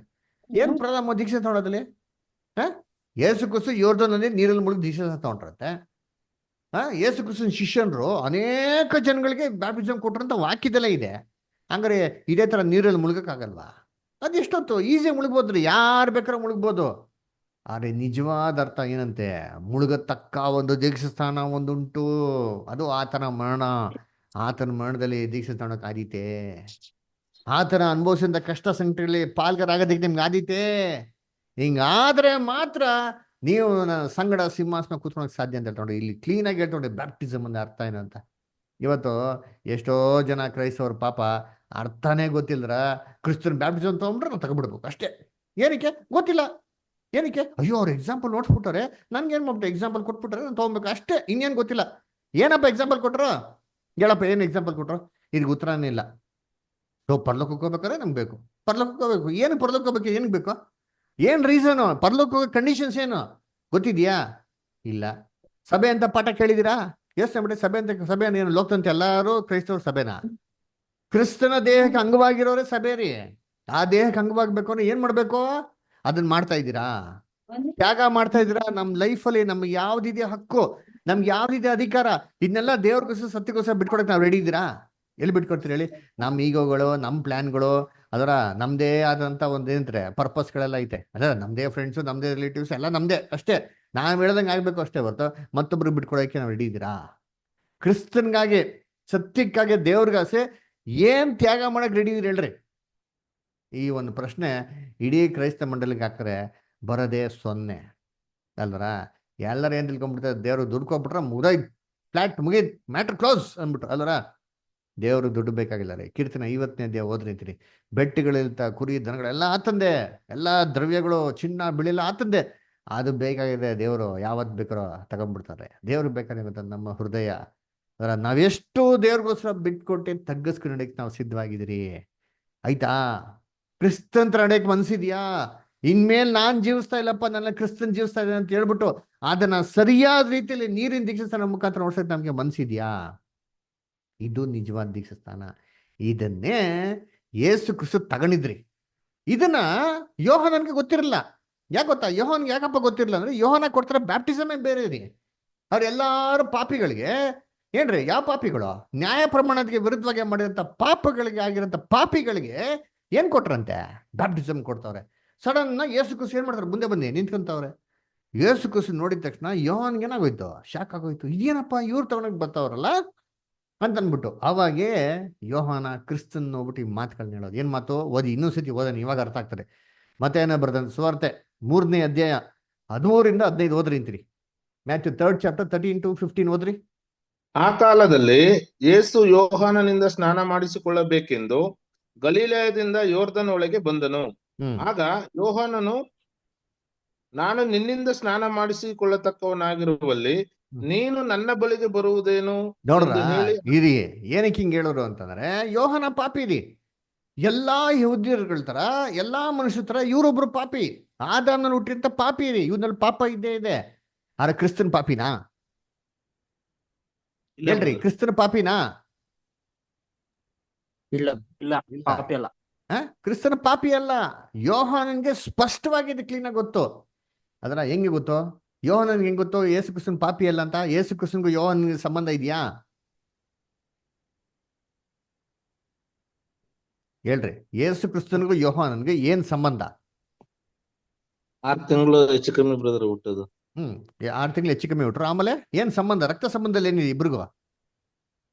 ದೊಡ್ಡಪ್ಪ ಚಿಕ್ಕಪ್ಪನ ಮಕ್ಳು ಬ್ರದರ್ ಅಲ್ವರ? ಏನ್ರಿ, ಯೋಹಾನ ಕ್ರಿಸ್ತನ್ಗೆ ಅಣ್ಣ ಆಗ್ಬೇಕ್ರಿ ಅಲ್ವರ? ಯಾಕೆ ಗೊತ್ತಾ? ಎಲಿಜಬೆತ್ತು ಮತ್ತೆ ಮರಿಯಾಳು ಇಬ್ರು ಏನ್ರಿ, ಇಬ್ರು ಸಂಬಂಧಿಕರು ಅಲ್ವರ? ಅದಕ್ಕೆ ನೋಡ್ಬೇಕ್ರಿ ಕರ್ತನಲ್ಲಿ ಪ್ರೀತಿ ಅಂತ ಸರೋಗಳೇ ಏನ್ರಿ, ಯೋಹಾನ ಗರ್ಭದಲ್ಲಿ ಇರ್ಬೇಕ್ರೆ ಏನ್ರಿ, ಮರಿಯಾಳು ಗರ್ಭವತಿಯಾಗಿ ಬರ್ತಾಳೆ. ಬಂದಿದ ತಕ್ಷಣ ಯೋಹಾನ ಏನ್ ಮಾಡ್ತಾರೆ? ಹೊಟ್ಟೆಯಲ್ಲಿ ಏನ್ ಮಾಡ್ತಾರೆ? ಅಲ್ವರ?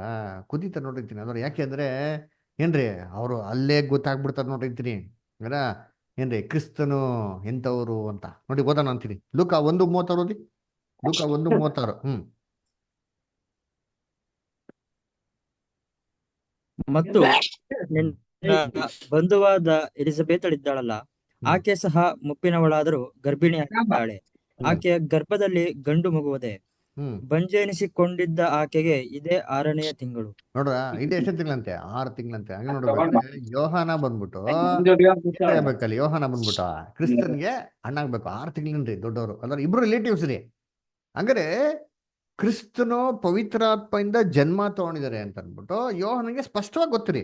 ಅದಕ್ಕೆ ಯೋಹಾನಿಗೆ ಚೆನ್ನಾಗಿ ಗೊತ್ತು ಕ್ರಿಸ್ತನ ಪಾಪನೇ ಇಲ್ಲ, ಅವರು ನಿರ್ದೋಷಿ, ನಿಷ್ಕಳಂಕನು, ಪರಿಶುದ್ಧನು ಅಂತ ಯೋಹಾನ್ ಚೆನ್ನಾಗಿ ಗೊತ್ತು. ಸೀದಾ ಯೋಹಾನ ಮುಂದೆ ಯೇಸು ಕ್ರಿಸ್ತ ಬ್ಯಾಪ್ಟಿಸಮ್ ತೊಗೊಂಡೋಗಿ ಬಂದ ತಕ್ಷಣ ಏನ್ ಮಾಡ್ತಾರೆ? ಅದೇ ಸ್ವಾಮಿ, ನೀವ್ಯಾಕಪ್ಪ ಬ್ಯಾಪ್ಟಿಸಮ್ ತಗೊಬೇಕು? ಕರೆಕ್ಟಾಗಿ ನೋಡ್ಬೇಕಾದ್ರೆ ನಾನ್ ನಿಮ್ಮ ಹತ್ರ ಮಾಡೋ ಬ್ಯಾಪ್ಟಿಸಮ್ ತಗೊಬೇಕಾದ್ರೆ ನಾನ್ ಪಾಪಿ, ನೀವು ಪರಿಶುದ್ಧರು, ನೀವು ತೊಗೊಳಂಗೆ ಇಲ್ಲ, ನಾನ್ ನಿಮ್ಮ ಹತ್ರ ತಗೊಬೇಕು ಅಂತ ಹೇಳ್ತಾರೆ. ಅವಾಗ ಯೇಸು ಕ್ರಿಸ್ತ ಏನ್ ಹೇಳ್ತಾರೆ? ಅದನ್ನ ಆರ್ಗ್ಯೂ ಮಾಡಕ್ ಹೋಗಿಲ್ಲ, ಎಕ್ಸ್ಪ್ಲೇನ್ ಮಾಡಕ್ ಹೋಗಿಲ್ಲ, ಸದ್ಯಕ್ಕೆ ಒಪ್ಕೋ ಅಂತ ಹೇಳ್ತಾರೆ. ಯಾಕೆ ಗೊತ್ತಾ? ಆವಾಗ ಏನೋ ಕೂತ್ಕೊಂಡು ಅಲ್ಲೇ ಬ್ಯಾಪ್ಟಿಸಮ್ ತೊಗೊಳಂತ ಸ್ಥಳದಲ್ಲೇ ಯೋರ್ದನ್ ನದಿಯಲ್ಲಿ ಎಲ್ಲ ಡೀಟೇಲ್ಸ್ ಎಕ್ಸ್ಪ್ಲೇನ್ ಮಾಡ್ತಾ ಕೂತಿದ್ರೆ, ಇವಾಗ ನೀವು ತೊಗೊಂಡಲ್ಲ 3/4 ಗಂಟೆ ಕ್ಲಾಸು, 1 ಅವರ್ ಕ್ಲಾಸು, ಇದು ಯೋಹನ್ಗೆ ಅರ್ಥ ಆಗಿರೋದ? ಖಂಡಿತವಾಗೂ ಅರ್ಥ ಆಗ್ತಾ ಇರಲಿಲ್ಲ. ಅದಕ್ಕೆ ಏನು ಮಾಡ್ತಾರೆ? ಸದ್ಯಕ್ಕೆ ಒಪ್ಕೋ. ಈ ಥರ ಮಾಡೋದ್ರಿಂದ ದೇವ್ರ ಯೋಜನೆ ಏನೋ ಇದೆ, ಅದನ್ನ ನೆರವೇರಿಸೋಂಥದ್ದಾಗ್ತಾರೆ, ದಯವಿಟ್ಟು ಒಪ್ಕೊ ಅಂತ ಹೇಳ್ತಾರೆ. ಯೋಹನ್ ಏನು ಮಾಡ್ತಾರೆ? ಆರ್ಗ್ಯೂ ಮಾಡಿದ್ರೆ ಒಪ್ಕೊಂತಾರೆ. ಅದರ ಅರ್ಥ ಅನಂತರ ದೇವರು ಅಪೊಸ್ತಲಗಳ ಮುಖಾಂತರ ನಮಗೆ ಬಹು ಸ್ಪಷ್ಟವಾಗಿ ಬೈಬಲಲ್ಲಿ ನೀಡಿದ್ದಾರೆ. ಅದಕ್ಕೆ ದೀಕ್ಷಾಸ್ಥಾನ ಅಂತಂದ್ರೆ ಮಾನಸಾಂತರ ಹೊಂದೋದಿಕ್ಕಲ್ಲ ರೀ, ಕ್ರಿಸ್ತ ಯೇಸುವಿನ ಮರಣದಲ್ಲಿ ಪಾಲ್ಗಾರ ಆಗ್ತೀನಿ ಅಂತಂದ್ಬಿಟ್ಟು ನೋಡ್ಸೋದಿಕ್ಕೋಸ್ಕರ ತೊಗೊಳೋದು ದೀಕ್ಷಾಸ್ಥಾನ. ಇದು ಆಟ ಆಡೋಂಥ ವಿಚಾರ ಅಲ್ಲ ರೀ. ಸುಮ್ಮನೆ ದೀಕ್ಷಾಸ್ಥಾನ ತೊಗೊಂಡ್ಬಿಡೋದು, ಲೈಫಲ್ಲಿ ಸುಮ್ಮನೆ ಒಂದು ಸ್ವಲ್ಪನೂ ತ್ಯಾಗ ಮಾಡದಿರೋದು, ಅದು ದೇವ್ರಿಗೆ ಅಯೋಗ್ಯವಾದಂಥ ಕೆಲಸ ಮಾಡ್ದಂಗೆ ಆಗ್ಬಿಡ್ತಾರೆ. ಯೋಗ್ಯವಾದಂಥ ಕೆಲಸ ಏನು ಗೊತ್ತಾ? ದೀಕ್ಷಾಸ್ಥಾನ ತೊಗೊಂಡಿದ್ಮೇಲೆ ಆ ತಕ್ಕಂತೆ ತ್ಯಾಗಮಯವಾದಂಥ ಜೀವಿತ ನಮ್ಮಲ್ಲಿ ಏನಾಗಿರ್ಬೇಕು? ಇರ್ಬೇಕ್ರಿ. ಸ್ಯಾಕ್ರಿಫಿಷಿಯಲ್ ಅಂತ, ಸ್ಯಾಕ್ರಿಫೈಸ್ ಮಾಡೋದಕ್ಕೆ ಏನಾಗಿರ್ಬೇಕು? ರೆಡಿ ಇರ್ಬೇಕ್ರಿ. ಯಾರು ಸ್ಯಾಕ್ರಿಫೈಸ್ ಮಾಡಲ್ವೋ, ಸುಮ್ಮನೆ ನಾನು ದೀಕ್ಷಾ ತಗೊಂತೀನಿ, ನಾನು ಸತ್ಯಲ್ಲಿದ್ದೀನಿ ನೋಡ್ಕೊಂಡು ತೊಗೊಳೋದು, ಇದು ದೇವ್ರ ಹತ್ರ ಮಾಡೋಂಥ ಅನ್ಯಾಯ ಆಗ್ಬಿಡ್ತಾವ್ರಿ. ಅದಕ್ಕೆ ಪದ ಇದೆ ಗೊತ್ತಾ? ದೀಕ್ಷಾ ಅಂತ ಅರ್ಥ ಏನ್ರಿ? ದೀಕ್ಷಾ ಅಂದ್ರೆ ಏನು ಅರ್ಥ ಕನ್ನಡದಲ್ಲಿ ಗೊತ್ತಾ? ಏನ್ ದೀಕ್ಷೆ ಏನೋ ಅರ್ಥ ನಿಮ್ಗೆ ಯಾರು ಗೊತ್ತಿದ್ಯಾ? ದೀಕ್ಷೆ ಅರ್ಥ ಏನೋ? ದೇವರೊಟ್ಟಿಗೆ ಒಪ್ಪಂದ ಮಾಡ್ಕೊಳ್ಳೋದು. ಆಮೇಲೆ ಮಾರ್ಗ ಆಮೇಲೆ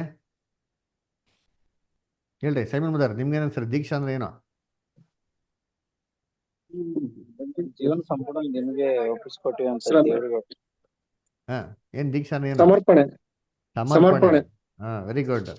ಆಮೇಲೆ ಬೇರೆ ಏನಿದೆ ಅರ್ಥ? ದೀಕ್ಷೆ ಅಂತಂದ್ರೆ ದೇವ್ರಿಗೆ ಕಂಪ್ಲೀಟ್ ಆಗಿ ಡೆಡಿಕೇಟ್ ಮಾಡೋದ್ರಿ. ಅದರ ಸಂಪೂರ್ಣವಾಗಿ ನಮ್ಮನ್ನ ನಾವೇ ಕ್ರಿಸ್ತನ್ಗೆ ಒಪ್ಪಿಸ್ಕೊಡೋರಿ, ದೇವ್ರಿಗೆ ಒಪ್ಪಿಸ್ಕೊಡೋ, ಇದೇ ದೀಕ್ಷಾ ಸ್ಥಾನ. ಇದನ್ನ ಒಂದು ಪ್ರಾಪರ್ ಆಗಿ ನೀರಲ್ಲಿ ನೋಡ್ಸೋದೇ ಸಿಂಬಲ್ ರೀ. ಸಿಂಬಲ್ ಇದು ಜಸ್ಟ್ ಸೂಚನೆ. ನೀರಿಂದ ಮುಳುಗಿ ಎದ್ದು ಬರೋದು ಒಂದು ಸೂಚನೆ. ಅದು ನಿಜವಾದ ನಮ್ಮ ಜೀವನದಲ್ಲಿ ಕೈಗೊಂಡು ನೋಡಿದ್ರಿ ಗೊತ್ತಾ? ಅದೇ ವೆರಿ ಇಂಪಾರ್ಟೆಂಟ್ ರೀ.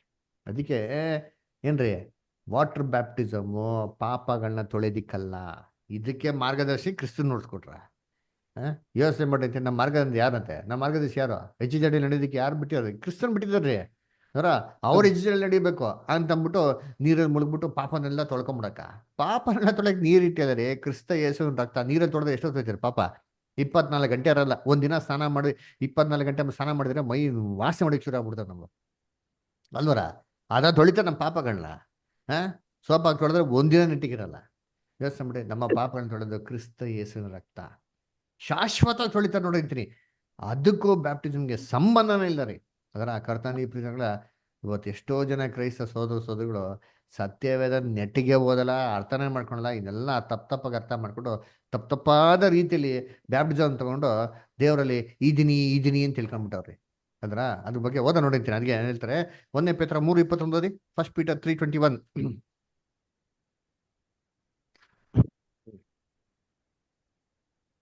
ಆ ನೀರಿಗೆ ಅನುರೂಪವಾದ ದೀಕ್ಷಾ ಸ್ನಾನವು ಯೇಸು ಕ್ರಿಸ್ತನ ಪುನರುತ್ಥಾನದ ಮೂಲಕ ಈಗ ನಮ್ಮನ್ನು ರಕ್ಷಿಸುತ್ತದೆ. ಅದು ಅರ್ಥ ಹೇಳ್ತೊಂಡಿ. ಇವಾಗ ಅದು ಅಂದ್ರೆ ಏನು? ದೀಕ್ಷಾ ಸ್ನಾನದ ಅರ್ಥ ಏನು? ಅದು ಮೈ ಕೊಳೆಯನ್ನು ಹೋಗಲಾಡಿಸುವಂತದ್ದಲ್ಲ. ಅರ್ಥ ಮಾಡ್ಕೊಳ್ರಿ, ಅದು ಮೈ ಕೊಳೆಯನ್ನು ಹೋಗಲಾಡಿಸುವಂಥದ್ದಲ್ಲ, ನಮ್ಮ ಪಾಪಗಳನ್ನ ತೊಳೆಯುವಂಥದ್ದಲ್ಲ. ಅದು ಬ್ಯಾಪ್ಟಿಸಮ್ ಅಂದ್ರೆ ನಮ್ಮ ಪಾಪಗಳನ್ನೆಲ್ಲ ಬಿಟ್ಟು ದೇವ್ರ ಕಡೆ ತಿರುಗಿದೀನಿ ಮಾನಸಾಂತರ ಹೊಂದೋದಿಕ್ಕಂತ ಅಲ್ಲ. ಸ್ಪಷ್ಟವಾಗಿ ಹೇಳ್ತಾರೆ. ಮತ್ತಂದ್ರೆ ಏನು? ಓದಿ. ಒಳ್ಳೆ ಮನಸ್ಸಾಕ್ಷಿ ಬೇಕೆಂದು ದೇವರಿಗೆ ವಿಜ್ಞಾಪಿಸಿಕೊಳ್ಳುವಂತದ್ದೇ ನೋಡ್ರ, ಒಳ್ಳೆ ಮನಸ್ಸಾಕ್ಷಿ ಇಂದ ದೇವತ ವಿಜ್ಞಾಪಿಸಿಕೊಳ್ಳುವಂಥದ್ದೇ. ಕನ್ನಡದಲ್ಲಿ ಬೇಕೆಂದು ಅಂತ ಹಾಕ್ಬಿಟ್ರು, ಬೇಕು ಅಂತಲ್ಲ ರೀ. ಇಂಗ್ಲೀಷಲ್ಲಿ ಬರ್ತಾರೆ ಏನ್ರಿ, ಸೂಪರ್ ಆಗಿ ಬರ್ತಾರೆ ಅದರ. ಹಾ ಹಾ ಓದಿಂತೀರಿ, ಇಂಗ್ಲೀಷಲ್ಲಿ ಓದಿಂತೀರಿ, ನಮ್ಮ ತಮಿಳಲ್ಲಿ ಓದಿಂತೀರಿ. ಸಾಮ್ಸ್ ಫಸ್ಟ್ Peter 3:21 ಇಂಗ್ಲೀಷಲ್ಲಿ ಓದಿ, ಆಮೇಲೆ ತಮಿಳಲ್ಲಿ ಕೂಡ ಓದಿ. ಓದಿಬಿಡ್ತಾರೆ. The like figure whereunto even baptism doth also now save us, not putting away the to the filth of the flesh, but the answer of a good conscience towards God. ನೋಡ್ರ, by the answer of a resurrection of good conscience towards God, that is the real meaning of baptism, not the cleansing of the filth of the flesh. Answer of a good conscious towards God ಅಂದ್ರೆ ಗೊತ್ತಾ, ಒಳ್ಳೆ ಮನಸ್ಸಾಕ್ಷಿ. ದೇವ್ರು ಇಷ್ಟೆಲ್ಲ ದಯ ಕೊಟ್ಬಿಟ್ಟೆ, ಏನಪ್ಪ ನಾವೆಲ್ಲ ಮಣ್ಣು ಧೂಳು, ಏನೂ ಪ್ರಯೋಜನ ಇಲ್ದಿರೋರು, ನಮ್ಮಂಥವ್ರಿಗೆ ಇಂಥ ಭಾಗ್ಯ ಕೊಟ್ಬಿಟ್ರಲ್ಲ ದೇವ್ರೇ. ಒಳ್ಳೆ ಮನಸ್ಸಾಕ್ಷಿಯಿಂದ ನಿನ್ನ ಹತ್ರ ಏನ್ ಮಾಡ್ತೀನಿ, ಒಡಂಬಡಿಕೆ ಮಾಡ್ಕೊಂತಿದ್ದಾರೆ. ಈಗೋ ಬರ್ತಿದ್ದಾರೆ, ನೀನ್ ಚಿತ್ತ ನಿವರಿಸ್ತಿದ್ದಾರೆ, ನೀನ್ ಹೇಳೋದ್ಗೆಲ್ಲ ಒಬ್ಬಿಂಟ್ ಆಗ್ತಿದ್ದಾರೆ, ನಿನ್ನ ವಾಕ್ಯಕ್ಕೆಲ್ಲ ಅಧೀರನಾಗ್ತೀನಿ, ನಿನ್ನ ವಾಕ್ಯ ಪಕ್ಕ ನಡ್ಕೊಂತೀನಿ ಅಂತ ದೇವ್ರ ಹತ್ರ ಒಬ್ಬಿಡೆಂಟ್ ಆಗಿ ಒಪ್ಪಿಸ್ಕೊಡೋದು ದೀಕ್ಷಾಸ್ನಾನ ರೀ. ತಮಿಳು ಓದಿ, ತಮಿಳು ಚೆನ್ನಾಗಿ ಬರ್ತಾರೆ, படிங்க பதர். அதற்கு ஒப்பனையான ஞானஸ்தானமானது மாம்ச அழுக்கை நீக்குதலாயிராமல் தேவனை பற்றும் நல் மனசாட்சியின் உடன்படிக்கையாய் இருந்து இப்பொழுது நம்மை இயேசு கிறிஸ்துனுடைய உயிர்த்தெழுதினால் ரட்சிக்கிறது. ನೋಡ್ರ, ನಲ್ ಮನಸ್ಸಾಕ್ಷಿ ಒಡಂಬಡಿಕೆ ಸೂಪರ್ ಆಗಿ ಬರ್ತಾರೆ. ಒಳ್ಳೆ ಮನಸ್ಸಾಕ್ಷಿನ ದೇವತೆ ಮಾಡಂತ ಒಡಂಬಡಿಕೆ ರೀ, ಮರಣದ ಮುಖಾಂತರ ಮಾಡಂತ ಒಡಂಬಡಿಕೆ. ಅದನ್ನೇ ನೀರಲ್ಲಿ ನೋಡ್ಸೋದು. ಅದೇ ನೀರಲ್ಲಿ ಮುಳುಗಿಸ್ಬೇಕು, ಹೆಂಗ್ ಮುಳಿಸ್ತಾರೆ? ಹಿಂದಕ್ಕೆ ಮುಳಿಸಿ ವಾಪಸ್ ಏನ್ ಮಾಡ್ತೀರಿ, ಹಿಂದಕ್ಕೆ ಮುಳ್ಸೋದು ಏನರ್ಥ? ಒಬ್ಬ ಮನುಷ್ಯ ಮುಂದಕ್ಕೆ ಹೆಂಗ್ ಬೇಕಾ ಬೀಳ್ಬೋದು, ಹಿಂದಕ್ಕೆ ತಾನು ಬಿದ್ರೆ ಇದೊಳಗೆ ಕಷ್ಟ ರೀ. ಒಬ್ರು ಸಹಾಯ ಬೇಕೇ ಬೇಕು. ಅದೇ ತರ ಲೋಕಕ್ಕೆ ಸಾಯ್ತಾ ಇದ್ದೀನಿ ನಾನು, ಅದರ ಇನ್ಮೇಲೆ ನಾನು ಕ್ರಿಸ್ತನಲ್ಲಿ ಹೊಸತವನಾಗಿ ಜೀವಿಸ್ತೀನಿ. ಹೆಂಗೆ ಹೊಸವನಾಗಿ ಜೀವಿಸ್ತೀನಿ? ಸ್ವಾರ್ಥಿಯಾಗಲ್ಲ ರೀ, ಎಲ್ಲವನ್ನು ತ್ಯಾಗ ಮಾಡಿ ಜೀವಿಸ್ತೀನಿ. ಲೋಕಕ್ಕೆ ಸತ್ತವಂತರ ಇರ್ತೀನಿ ದೇವ್ರೆ, ಅದು ನನ್ನಿಂದ ಎದ್ದೊಳಕ್ಕಾಗಲ್ಲ.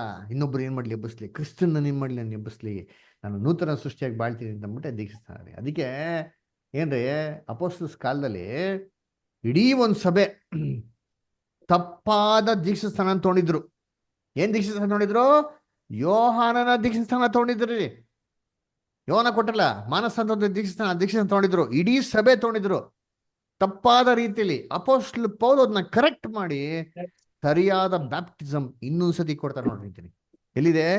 ಅಪೊಸ್ತಲ ಕೃತ್ಯಗಳು 19ನೇ ಅಧ್ಯಾಯ 1-3. ಸ್ವಸಲೇಖ ಸಮಯ ಬದಲು ಓದಿ. ಓದ್ತೀನಿ ಬ್ರದರ್. ಅಪೊಲ್ಲೋಸನು ಕೊರಿಂಥದಲ್ಲಿ ಇದ್ದಾಗ ಪೌಲನು ಮಲೆನಾಡಿನಲ್ಲಿ ಸಂಚಾರ ಮಾಡಿ ಎಫೆಸಕ್ಕೆ ಬಂದು ಕೆಲವು ಮಂದಿ ಶಿಷ್ಯರನ್ನು ಕಂಡು, ನೀವು ನಂಬಿದಾಗ ಪವಿತ್ರಾತ್ಮ ವರವನ್ನು ಹೊಂದಿದಿರೋ ಎಂದು ಅವರನ್ನು ಕೇಳಲು, ಅವರು ಅವನಿಗೆ, ಇಲ್ಲ, ಪವಿತ್ರಾತ್ಮ ವರ ಉಂಟೆಂಬುದನ್ನೇ ನಾವು ಕೇಳಲಿಲ್ಲ ಅಂದರು. ನೋಡ್ರ, ಏನ್ ಹೇಳ್ತಾರೆ? ಅಯ್ಯೋ ಪವಿತ್ರಾತ್ಮ ನಮ್ಗೆ ಗೊತ್ತೇ ಇಲ್ಲ ಸರ್ ಅಂತ ಹೇಳ್ತಾರೆ. ಯಾಕೆ ಅಂತ ಕಾರಣ ಹೇಳ್ತಾರೆ ನೋಡಿ. ಇವಾಗ ತುಂಬಾ ವೆರಿ ವೆರಿ ಇಂಪಾರ್ಟೆಂಟ್, ಗಮನಿಸಿ ಎಲ್ಲ ಕೇಳಿ, ಏನಕ್ಕೆ ಪವಿತ್ರಾತ್ಮ ಕೊಡಲ್ಪಡಲಿಲ್ಲ ಅಂತ. ಅವನು, ನೀವು ಯಾವುದನ್ನು ನಂಬಿ ದೀಕ್ಷಾ ಸ್ನಾನ ಮಾಡಿಸಿಕೊಂಡಿರಿ ಎಂದು ಕೇಳಿದ್ದಕ್ಕೆ ಅವರು, ಯೋಹಾನನ ಬೋಧನೆಯನ್ನು ನಂಬಿ ದೀಕ್ಷಾ ಸ್ನಾನ ಮಾಡಿಸಿಕೊಂಡೆವು ಅಂದರು. ರೈಟ್, ಕ್ಲೀನ್ ಆಗಿ ಹೇಳ್ತಾ ಹೊಡ್ತೀರಿ. ಏನಕ್ಕಪ್ಪ ಪವಿತ್ರಾತ್ಮ ಕೊಡ್ಲಿಲ್ಲ ಅಂತಂದ್ರೆ, ನಾವು ಯೋಹಾನ ನಂಬಿ ದೀಕ್ಷಾ ಸ್ನಾನ ತಗೊಂಡ್ರಿ ಅಂತ ಹೇಳ್ತಾರೆ. ಏನೋ ಯೋಹಾನ ಏನ್ ಹೇಳಿ ಉಪದೇಶ ಮಾಡಿದ್ರು? ಮುಂದಕ್ಕೆ ಓದಿ ಹೇಳ್ತಾರೆ. ಓದಿ ಮುಂದಕ್ಕೆ. ಅದಕ್ಕೆ ಪೌಲನು, ಯೋಹಾನನು ದೇವರ ಕಡೆಗೆ ತಿರುಗಿಕೊಂಡವರಿಗೆ ದೀಕ್ಷಾ ಸ್ನಾನ ಮಾಡಿಸಿ ತನ್ನ ಹಿಂದೆ ಬರುವಾತನಲ್ಲಿ, ಅಂದರೆ ಯೇಸುವಿನಲ್ಲಿ ನಂಬಿಕೆ ಇಡಬೇಕೆಂಬುದಾಗಿ ಜನರಿಗೆ ಹೇಳಿದನು. ನೋಡ್ರ, ಎಂದು ಹೇಳಲು, ವೇಟ್ ನೋಡ್ರಿ, ಒಂದ್ ನಿಮಿಷ ರೀ. ಏನ್ ಹೇಳ್ತಾರೆ? ಯೋಹಾನ ಎಂತ ಬೋಧನೆ ಮಾಡಿದ್ದು? ಏನ್ರಿ? ಮಾನಸಾಂತರ ಹೊಂದಿದ್ನಿ, ದೇವ್ರ ಕಡೆ ತಿರುಗಿದೀನಿ ಎಂಬುದಕ್ಕಾಗಿ ಮಾಡೋದು ದೀಕ್ಷಾಸ್ಥಾನ ಕೊಟ್ರಂತ ಯೋಹಾನ ಅಲ್ವರ? ಅವಾಗ ಪವಿತ್ರಾತ್ಮ ಕೊಟ್ರ? ಈ ದೀಕ್ಷಾಸ್ಥಾನದಲ್ಲಿ ಪವಿತ್ರಾತ್ಮ ಬಂತ? ಬಂದಿಲ್ಲ. ಯಾಕೆ? ಫರಿಸಿ ಸದಸ್ಯರು ದೀಕ್ಷಾಸ್ಥಾನ ಅವ್ರು ಪವಿತ್ರಾತ್ಮ ಕೊಟ್ರ? ಇಲ್ಲ. ಇದೇ ಬ್ಯಾಪ್ಟಿಸಮ್, ಯೋಹಾನನ ದೀಕ್ಷಾಸ್ಥಾನನೇ ಫರಿಸಿ ಸದಸ್ಯರು ತಗೊಂಡ್ರಂತ ಬೈಬಲ್ ಅಲ್ಲಿ ಇದೆ. ಕರೆಕ್ಟ್? ಹೌದಾ ಇಲ್ವಾ? ಅವ್ರಿಗೆ ಪವಿತ್ರಾತ್ಮ ಕೊಟ್ರ? ಯೇಸು ಕ್ರಿಸ್ತನ್ ಕೊಟ್ರಲ್ಲ ಪವಿತ್ರಾತ್ಮ ಕೊಟ್ಟಿದ್ರೆ ಅವ್ರಿಗೆ? ಯಾಕೆ ಕೊಡ್ಲಿಲ್ಲ? ಯಾಕೆ ಗೊತ್ತಾ ಕೊಡ್ಲಿಲ್ಲ? ಆ ಬ್ಯಾಪ್ಟಿಸಮ್ಲೆ ಪವಿತ್ರಾತ್ಮನೇ ಕೊಡಲ್ಲ ರೀ. ಈ ಬ್ಯಾಪ್ಟಿಸಮ್ನ ಇಡೀ ಇವತ್ತು ಸಭೆ, ಲೋಕದಂತ ಎಲ್ಲಾ ಸಭೆ ಮಕ್ಳು ತಗೊಂತಾರೆ. ಯೋಚನೆ ಮಾಡ್ರೆ ಪವಿತ್ರಾತ್ಮ ಐತಾ? ಅದಕ್ಕೆ ನಮ್ಮ ಕ್ರೈಸ್ತವ್ರ ಹತ್ರ ಬೇಜಾರೇ ಮಾಡ್ಕೊಂಬಿಡಿ. ಕ್ರೈಸ್ತವ್ರ ಹತ್ರ ಪವಿತ್ರಾತ್ಮನೇ ಇಲ್ಲ. ಸುಮ್ಮನೆ ಹೇಳೋದಿಕ್ ಮಾತ್ರ ಕ್ರಿಶ್ಚಿಯನ್ಸ್ ಅಷ್ಟೇ. ಹೆಸರುಗಳು ನೋಡಿ, ಟಾಮ್, ಡಿಕ್ಕು, ಹ್ಯಾರಿ, ಡ್ಯಾನಿಯಲ್ ಅಲ್ವರ? ಏನ್ರಿ ಅವ್ರ ರಾಬರ್ಟ್, ಲಿಲ್ಲಿ ಎಲ್ಲ ಈ ಹೆಸರುಗಳು, ಕ್ರಿಶ್ಚಿಯನ್ಸ್ ಹೆಸರುಗಳೆಲ್ಲ ಚೆನ್ನಾಗವ್ರೆ. ಯಾಕಪ್ಪ ಹೋಲಿಸ್ಬಿಟ್ಟಿಲ್ಲ ಅಂದ್ರೆ ತಗೊಂಡ್ರೆ ಬ್ಯಾಪ್ಟಿಸಮ್ ಸರಿ ಇಲ್ಲಲ್ಲ. ಫಸ್ಟ್ ಆಫ್ ಆಲ್ ಏನ್ ತಗೊಂಡ್ಬಿಟ್ಟಾರೆ, ಅಯ್ಯೋ ಮಾನಸ ಅಂತ ಒಂದಕ್ಕೆ ದೇವ್ರ ಕಡೆ ತೆಗ್ಬಿಟ್ಟು ನಾನು ದೇವ್ರಿಗೆ ಇರ್ತೀನಿ ಅಂದ್ಬಿಟ್ಟು. ಅಲ್ಲಲ್ಲಪ್ಪ, ಅದಲ್ಲಪ್ಪ ಬ್ಯಾಪ್ಟಿಸಮ್ ಅಂದ್ರೆ ಇನ್ನೇನು ಅವ್ರಿಗೆ ಗೊತ್ತಿಲ್ಲ, ಬೋಧಕರಿಗೆ ಗೊತ್ತಿಲ್ಲ, ಇನ್ನೇಂಗ್ ಬೋಧನೆ ಮಾಡ್ತಾರೆ ಸಭೆಗೆ. ಯೋಚನೆ ಮಾಡ್ರಿ ಹೆಂಗಿದೆ ಕ್ಲಿಯರ್ ಆಗಿ ನೋಡ್ರಿ ಅಂತ ಹೇಳ್ತಾರೆ. ಇಡೀ ಸಭೆನೆ ತಪ್ಪಾದ ಬ್ಯಾಪ್ಟಿಸಮ್ ತಗೊಂಡಿತ್ತಂತಾರೆ. ಅಪೋಸ್ಟಲ್ ಪೌಲ್ ಹೇಳ್ಬಿಟ್ಟು ಕರೆಕ್ಷನ್ ಮಾಡ್ತಾರೆ ನೋಡಿ. ಅವ್ರು ನೆಕ್ಸ್ಟ್ ಏನ್ ಮಾಡಿದ್ರು ಅವರು, ಓದಿ ಕಂಟಿನ್ಯೂ ಮಾಡಿ. ಅವರು ಆ ಮಾತನ್ನು ಕೇಳಿ ಕರ್ತನಾದ ಯೇಸುವಿನ ಹೆಸರಿನಲ್ಲಿ ದೀಕ್ಷಾ ಸ್ನಾನ ಮಾಡಿಸಿಕೊಂಡರು. ಮಾಡ್ಕೊಳ್ಳಿ, ಅಂಡರ್ಲೈನ್ ಮಾಡ್ಕೊಳ್ಳಿ, ತಲೆಯಲ್ಲಿ ಬರ್ದಿಟ್ಕೊಂಬಿಡಿ, ಲೈಫಲ್ಲಿ ಚೇಂಜ್ ಮಾಡ್ಕೊಂಬಿಡಿ ಯಾವತ್ತು. ಅವರೆಲ್ಲರೂ ಯೇಸು ಕ್ರಿಸ್ತನಲ್ಲಿ ಎಂತೆ ದೀಕ್ಷಾ ಸ್ನಾನ ತಗೊಂಡ್ರಂತೆ. ಯಾಕೆ ತಗೊಂಡಿರಂತ ಬ್ಯಾಪ್ಟಿಸಮ್ ರಾಂಗ್. ಆಮೇಲೆ ಹೋಲಿಸ್ಬಿಟ್ಟು ಬಂದಿದ್ದು ಇವ್ರಿಗೆ ಅರ್ಥ ಮಾಡ್ಕೊಳ್ತಾರೆ. ಅದಕ್ಕೆ ನೋಡ್ಬೇಕಾರೆ ಬ್ಯಾಪ್ಟಿಸಮ್ ಅಂತಂದ್ರೆ ಮಾನಸಾಂತರ ಒಂದೋದಿಕ್ಕಲ್ಲ ರೀ. ಇದನ್ನೇ ಕ್ರಿಸ್ತನ್ ಹೇಳಿದ್ದು. ಲೋಕದ ಕಟ್ಟೆ ಕಡೆಗೆ ಹೋಗ್ಬಿಟ್ಟು ಏನ್ ಮಾಡ್ರಿ ನೀವೆಲ್ಲರನ್ನ ಶಿಷ್ಯನರಾಗಿ ಮಾಡಿ ಏನ್ ಮಾಡಿ ಅಂತಂದ್ರು, ಸುವಾರ್ತನ ಶಿಷ್ಯರನ್ನಾಗಿ ಮಾಡ್ರಿ. ವಾಕ್ಯ ಓದಿ ಅಂತೀನಿ. ಮ್ಯಾಥ್ಯೂ 28:19 ಓದಿ. ಮ್ಯಾಥ್ಯೂ 28:19.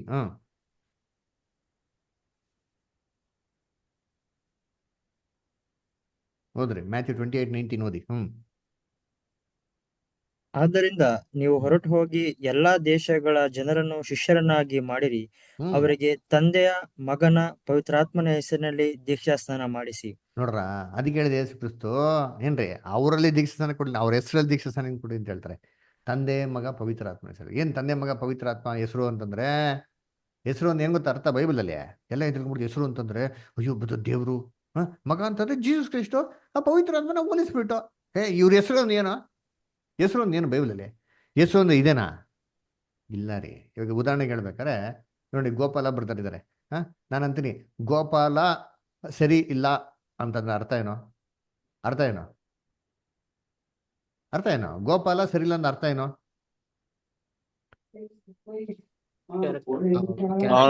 ಅವನ್ ಕ್ಯಾರೆಕ್ಟರ್ ಸೂಚಿಸ್ತದೆ ಬ್ರದರ್. ಅಲ್ವರ, ಗೋಪಾಲ ಅಂದ್ರೆ ಗೋಪಾಲ ಬ್ರದರ್ ಕ್ಯಾರೆಕ್ಟರ್ ಸೂಚಿಸ್ತಾರೆ ಅಷ್ಟೇ ಹೊರತು ಅವ್ರ ಸ್ಪೆಲ್ಲಿಂಗ್ ನ ಸೂಚಿಸಲ್ಲ. GOPALA ಅಂತ ಸ್ಪೆಲ್ಲಿಂಗ್ ನ ಸೂಚನೆ ಮಾಡಲ್ಲ. ಅಂದ್ರೆ ಹೆಸರು ಅಂತಂದ್ರೆ ಏನಪ್ಪಾ ಅಂದ್ರೆ ಒಬ್ಬರ ಕ್ಯಾರೆಕ್ಟರ್. ಅರ್ಥ ಆಯ್ತಾ? ಇವಾಗ ರಾಜು ಸರಿಲ್ಲ ಅಂದ್ರೆ ಅರ್ಥ ಏನು? RAJU ಸ್ಪೆಲ್ಲಿಂಗ್ ಮಿಸ್ಟೇಕ್ ಇದೆ ಅಂತನಾ?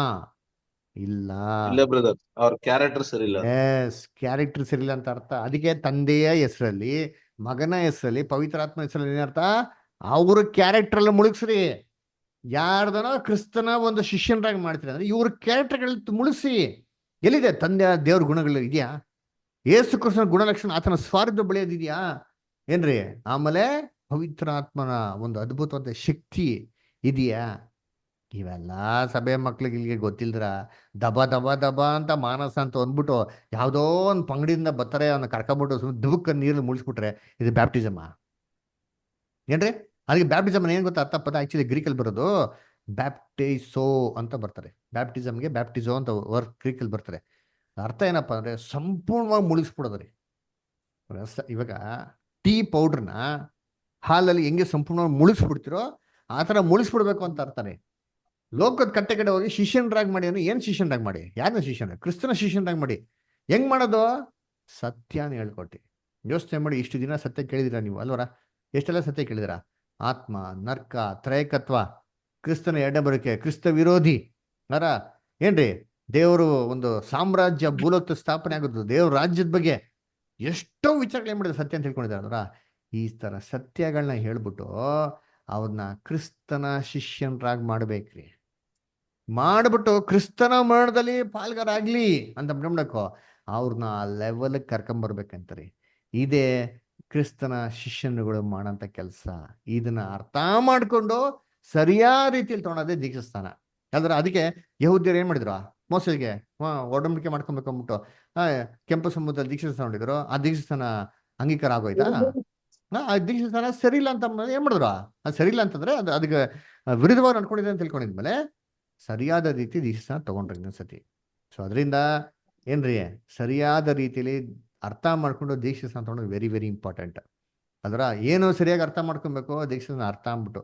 ಇದನ್ನ ಗೊತ್ತಿಲ್ದ್ರ ನಾವೇನೋ ದೀಕ್ಷಾಸ್ನಾನ ತಗೊಂಡಿದ್ರೆ ಅದು ಖಂಡಿತವಾಗೂ ದೇವ್ರು ಒಪ್ಪುವಂತ ದೀಕ್ಷಾಸ್ನಾನ ಅಲ್ವೇ ಅಲ್ಲ. ಅರ್ಥ ಆಯ್ತಾ? ಅದನ್ನ ಕರ್ತನಲ್ಲಿ ಪ್ರೀತಿಗಳೇ, ಇದು ದೀಕ್ಷಾಸ್ನಾನ ಪಾಠ. ಇದ್ರಲ್ಲಿ ನಿಮ್ಗೆ ಏನೋ ಡೌಟ್ಸು, ಏನೋ ಕ್ವಶನ್ಸ್ ಇದ್ರೆ ಕೇಳಿ. ಯಾರಿಗೇನೋ ಪ್ರಶ್ನೆ ಇದೆಯಾ? ಏನೋ ಕ್ವಶನ್ಸ್ ಇದೆಯಾ?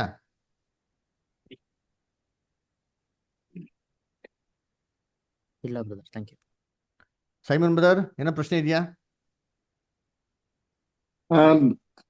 ಬ್ರದರ್, ದೀಕ್ಷಾ ಸ್ನಾನಕ್ಕೂ ಸುನ್ನತಿಗೆ ಸಂಬಂಧ ಇಲ್ಲ, ಸುನ್ನತಿಗೂ ದೀಕ್ಷಾಸ್ಥಾನಕ್ಕೂ ಸಂಬಂಧ ಇಲ್ಲ. ಅದೇ ಬ್ರದರ್. ಯಾಕಂದ್ರೆ ಸುನ್ನತಿ ಬಂದ್ಬಿಟ್ಟು ನ್ಯಾಯ ಮೊದಲು ಪ್ರಮಾಣದಲ್ಲಿ ಸುನ್ನತಿ. ಅಂತ ಒಂದು ವಿಚಾರ. ಆ ನ್ಯಾಯ ಪ್ರಮಾಣನ ಮೀರಿ ನಡೆದಿದ್ದೀನಿ ಅಂತ ಅಂದ್ಬಿಟ್ಟು ಯಹೂದ್ಯರು ದೀಕ್ಷಾಸ್ನಾನ ತಗೋತಾ ಇದ್ರು. ನಮಗೆ ಏನಂತೆ ಸುನ್ನತಿಗೆ ಅವಶ್ಯಕತೆನೇ ಇಲ್ಲ. ಹೇಳ್ತಾರಲ್ಲ ರೋಮಾಪುರದಲ್ಲಿ, ಅದರ ಹೊರಗಡೆಯಿಂದ ಸುನ್ನತಿ ಅದೇ. ಸುನ್ನತಿ ಅಲ್ಲ, ಹೃದಯದಲ್ಲಾಗದ ಸುನ್ನತಿನೇ ಇಂಪಾರ್ಟೆಂಟ್ ಅಂತ. Thank you brother. ಅದಕ್ಕೆ ಪಾಪದಿನ ಸರಿಯಾದ ಸ್ವಭಾವವನ್ನು ಬಿಡುವುದೇ ಸುನ್ನತಿ, ಯೇಸುವಿನ ಸುನ್ನತಿ ಅಂತ ಹೇಳಿ.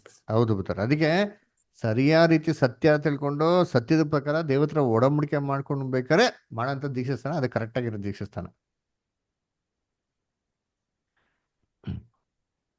ಮತ್ತೆ ಸರಿ. ಬ್ರದರ್, ಹೇಳಿ. ಯೇಸು ಸ್ವಾಮಿಗೆ ಸುನ್ನತಿ ಮಾಡಿಸಿದ್ದು ಯಾವ್ದ್ರ ಕಾರಣವಾಗಿ? ಅದು ನ್ಯಾಯ ಪ್ರಮಾಣದಲ್ಲಿ ಇತ್ತಲ್ಲ. ನ್ಯಾಯ ಪ್ರಮಾಣದ ಪ್ರಕಾರ ಅವರು ಬಾಳ್ಬೇಕಾಗಿತ್ತು, ನ್ಯಾಯ ಪ್ರಮಾಣದಲ್ಲಿ ಅಧೀನರಾಗಿ ಇರ್ಬೇಕಾಗಿತ್ತು, ಅದ್ರ ಪ್ರಕಾರ ಅವ್ರಿಗೆ ಆಗ್ಲೇಬೇಕಾಗಿತ್ತು, ಮಾಡಿದ್ರು ಅದನ್ನ. ಬ್ರದರ್, ಯಾಕಂದ್ರೆ ಅವರು ಯಹೂದ್ಯರನ್ನ ವಿಮೋಚನೆ ಮಾಡ್ಬೇಕು ಅಂದ್ರೆ ನ್ಯಾಯ ಪ್ರಮಾಣದಲ್ಲಿರೋಂಥ ಎಲ್ಲಾ ವಿಚಾರಗಳನ್ನ ಕೈಗೊಂಡು ನಡೆಯುವಂತ ತುಂಬಾ ಅವಶ್ಯಕತೆ ಆಗಿತ್ತು ಬ್ರದರ್. ಒಂದು ಮಿಸ್ ಮಾಡ್ಬಾರ್ದು. ನ್ಯಾಯ ಪ್ರಮಾಣದ ಎಲ್ಲಾ ಆಚರಣೆಗಳಾಗ್ಲಿ ಎಲ್ಲಾ ವಿಚಾರಗಳನ್ನ ಯೇಸು ಕ್ರಿಸ್ತ ಕೈಗೊಂಡು ನಡಿಬೇಕಾಗಿತ್ತು. ಅದಕ್ಕೆ ಅವ್ರನ್ನ ಫಾಲೋ ಮಾಡ್ಬೇಕಾಯ್ತು. ಅಂದ್ರೆ ಯೇಸು ಕ್ರಿಸ್ತ ಅದನ್ನ ಮಾಡೇ ಮಾಡಿದ್ರು. Thank you brother. Okay, so ಅದರಿಂದ ಏನ್ರಿ, ಬರೋಂಥ ವಾರ ಡಿಸೆಂಬರ್ 25ನೇ ತಾರೀಕು ಅದರ ಅವತ್ತು ಏನ್ರಿ ಕ್ರಿಸ್ಮಸ್ ಬೈಬಲ್ ಇದೆಯಾ? ಎಲ್ಲೂ ಇಲ್ಲ ಬ್ರದರ್, ಪದನೇ ಇಲ್ಲ ಬ್ರದರ್. ಇಲ್ಲ ಬ್ರದರ್. ಅಲ್ವಾ? ಸೊ ಅದರಿಂದ ಆವತ್ತು ನಾವ್ಯಾರು ಕ್ರಿಸ್ಮಸ್ ಮಾಡಲ್ಲ. ಆವತ್ತು ರಜೆ ಇರೋದ್ರಿಂದ ನಾವೆಲ್ಲರೂ ಏನು ಮಾಡ್ತೀವಿ, ಒಟ್ಟಿಗೆ ಬೆಂಗಳೂರಲ್ಲಿ ನಮ್ಮ ಮನೇಲಿ ಸೇರ್ತೀರಿ. ಅದರ ಫುಲ್ ಡೇ ಮೀಟಿಂಗ್ ಇರ್ತಾರೆ. ನಿಮ್ಮೆಲ್ಲರಿಗೂ ಇನ್ವೈಟ್ ಮಾಡ್ತೀನಿ. ದಯವಿಟ್ಟು ನೀವೇನು ಮಾಡಿ, ಎಲ್ಲ ಬನ್ನಿರಿ, ನಾವು ಮೀಟಿಂಗ್ನ ಪಾರ್ಟಿಸಿಪೇಟ್ ಮಾಡಿ, ಚೆನ್ನಾಗಿರ್ತಾರೆ. ಆಮೇಲೆ ಏನ್ರಿ, ಆವತ್ತಿನ ದಿನ ಬ್ಯಾಪ್ಟಿಸಮ್ ಇರ್ತಾರೆ. ಏನು ಬ್ಯಾಪ್ಟಿಸಮು ಏನ್ರಿ, ಇವಾಗ ತಿಳ್ಕೊಂಡ್ರಲ್ಲ ಸತ್ಯ. ಏನು ಸತ್ಯ?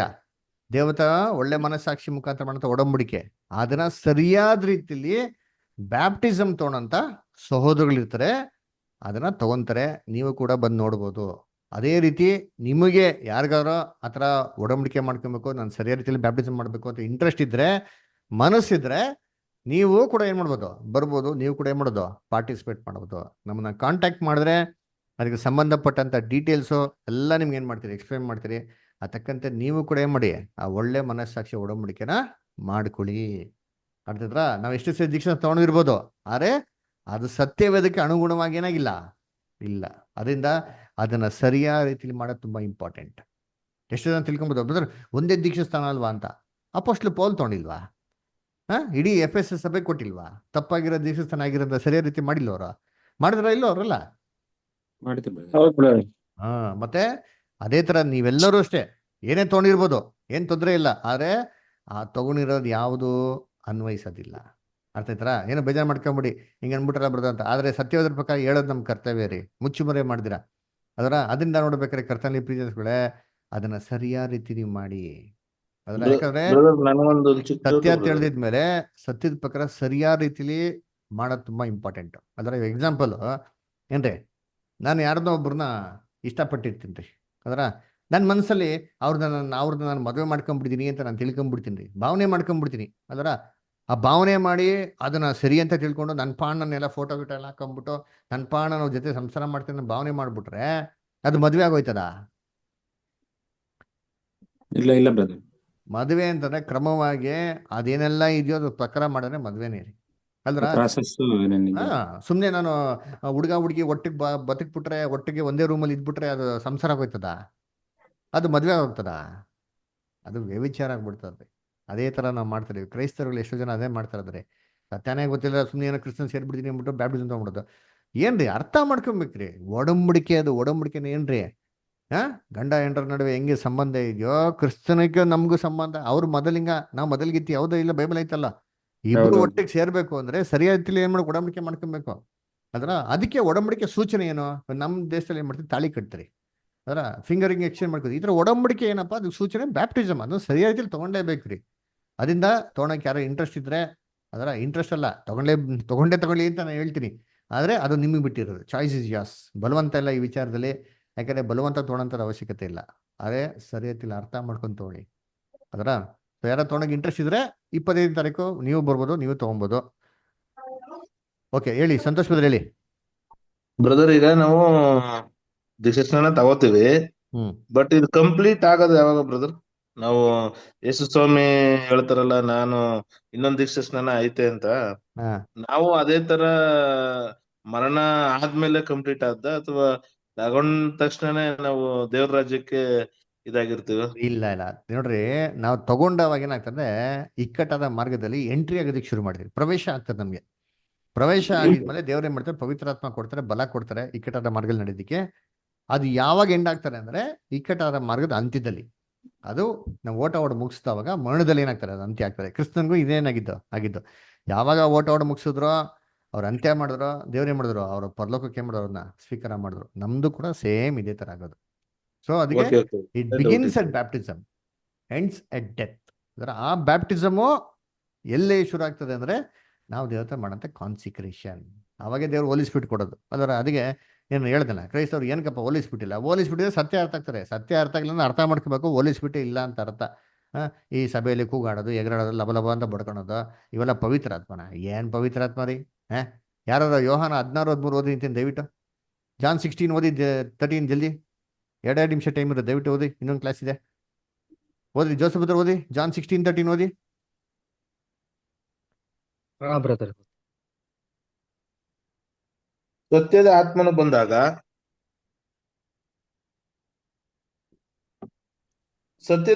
ಬಂದಾಗ ಆತನು ನಿಮ್ಮನ್ನು ನಡೆಸಿಕೊಂಡು ಹೋಗಿ ಸಕಲ ವಿಷಯದಲ್ಲಿಯೂ ಸತ್ಯಕ್ಕೆ ಸೇರಿಸುವನು. ಅರ್ಥ ಮಾಡ್ಕೊಳ್ಳಿ, ಅಂಡರ್ಲೈನ್ ಮಾಡ್ಕೊಳ್ಳಿ. ಪವಿತ್ರಾತ್ಮ ಬಂದ್ರೆ ಮಾಡಂತ ಫಸ್ಟ್ ಕೆಲಸನೇ ನಮ್ಮ ಸತ್ಯಕ್ಕೆ ಹೋಗ್ತಾನೆ. ಇಷ್ಟು ಒಂದು ದಿನದಲ್ಲಿ ನೀವು ಕಲ್ತಿರೋ ಸತ್ಯಗಳನ್ನ ಇಷ್ಟು ವರ್ಷದಲ್ಲಿ ಕೇಳಿದ್ರಿ ಯಾವ ತರ? ಇಲ್ಲ, ಯಾರು ಹೇಳಲ್ಲ ಬ್ರದರ್. ಕೇಳಿದಿರಾ? ಯಾರು ಹೇಳ್ಕೊಡ್ತಾರಾ? ಯಾಕೆ ಹೇಳ್ಕೊಡಲ್ಲ? ಇವಾಗ ನಾನು ನಿಮ್ಮ ಹತ್ರ ಹೇಳ್ಕೊಡ್ತೀನಿ, ಯಾವ್ದು ಹೇಳ್ಕೊಡ್ತೀನಿ? ನಾನು ಗೊತ್ತಿರೋದು ಹೇಳ್ಕೊಡ್ತೀನಿ, ಗೊತ್ತಿಲ್ಲದಿರೋದು ಹೇಳ್ಕೊಡ್ತೀನ? ಗೊತ್ತಿರೋ ದೇವ್ರು ಏನ್ ತಿಳಿಸಿದ್ರೆ ಸತ್ಯನೇ ಹೇಳ್ತೀನಿ. ನೀವು ಬೇರೆಯವರು ಹೇಳ್ಕೊಟ್ಟಿಲ್ಲ ಅನ್ನೋ ಅರ್ಥ ಏನು? ಅವ್ರಿಗೆ ಗೊತ್ತಿಲ್ಲ ಅಂತ. ಗೊತ್ತಿಲ್ಲ ಅಂತ ಅರ್ಥ. ಯಾಕೆ ಗೊತ್ತಿಲ್ಲ? ಯಾಕೆ ದೇವ್ರ ಪವಿತ್ರಾತ್ಮ ಒಂದೇ ಅಲ್ವಾ? ಇವಾಗ ನನಗಿರೋ ಪವಿತ್ರಾತ್ಮನು ಎಲ್ಲರಿಗಿರೋ ಪವಿತ್ರಾತ್ಮ ಒಂದೇ ಅಂತಂದ್ರೆ ಒಂದೇ ಸತ್ಯನ ಒಂದೇ ಸತ್ಯ ತಿಳಿಸ್ಕೊಡ್ಬೇಕಲ್ವಾ? ಅಲ್ಲೇ ಅರ್ಥ ಮಾಡ್ಕೊಬೇಕು ಪವಿತ್ರಾತ್ಮ ಐತೋ ಇಲ್ಲ ಅಂತ. ಅರ್ಥ ಆಯ್ತಾ? ಅದನ್ನ ದಯವಿಟ್ಟು ಅರ್ಥ ಮಾಡ್ಕೊಳ್ಳಿ, ಮೋಸ ಹೋಗ್ಬೇಡಿ. ಅರ್ಥ ಆಯ್ತಾ? ಯಾಕಂದ್ರೆ ನಮ್ಮ ಕರ್ತವ್ಯ ಹೇಳೋದು, ಅದು ಫಾಲೋ ಮಾಡೋದು ನಿಮ್ಗೆ ಬಿಟ್ಟಿದ್ದು. ಓಕೆನಾ? ಸರಿ, ಏನೋ ಡೌಟ್ಸ್ ಇದೆಯಾ, ಇಲ್ಲ ಕ್ವಶನ್ಸ್ ಇದೆಯಾ? ಫಿನಿಶ್ ಮಾಡಿ ಕ್ಲೋಸ್ ಮಾಡೋಣ. ಓಕೆ ಬ್ರದರ್, ಏನೋ ನೋ ಡೌಟ್ಸ್ ಬ್ರದರ್. ಸರಿ, ಓಕೆ. ಯಾರು ಬ್ಯಾಪ್ಟಿಸಮ್ ತೊಗೊಳಕ್ಕೆ ಇಂಟ್ರೆಸ್ಟ್ ಇದ್ರೆ ದಯವಿಟ್ಟು ನಮ್ಗೆ ಫೋನ್ ಮಾಡಿ, ನಮ್ಗೆ ಕಾಂಟ್ಯಾಕ್ಟ್ ಮಾಡಿ, ಅದ್ರ ಬಗ್ಗೆ ಡೀಟೇಲ್ಸ್ ಎಲ್ಲ ನಾವು ಮಾತಾಡೋಣ. ಓಕೆನಾ? ಸರಿ, ಕೊನೆಯದಾಗಿ ಒಂದು ಪ್ರಾರ್ಥನೆ ಮಾಡೋಣ, ಮುಕ್ತಾಯ ಮಾಡೋಣ. ಇದನ್ನ ಪ್ರಾರ್ಥನೆ ನಡೆಸ್ಕೊಡ್ಬೇಕಾಗಿ ನಮ್ಮ ಮಧ್ಯದಲ್ಲಿ ಸಂತೋಷ ಕೇಳ್ಕೊಂತೀನಿ.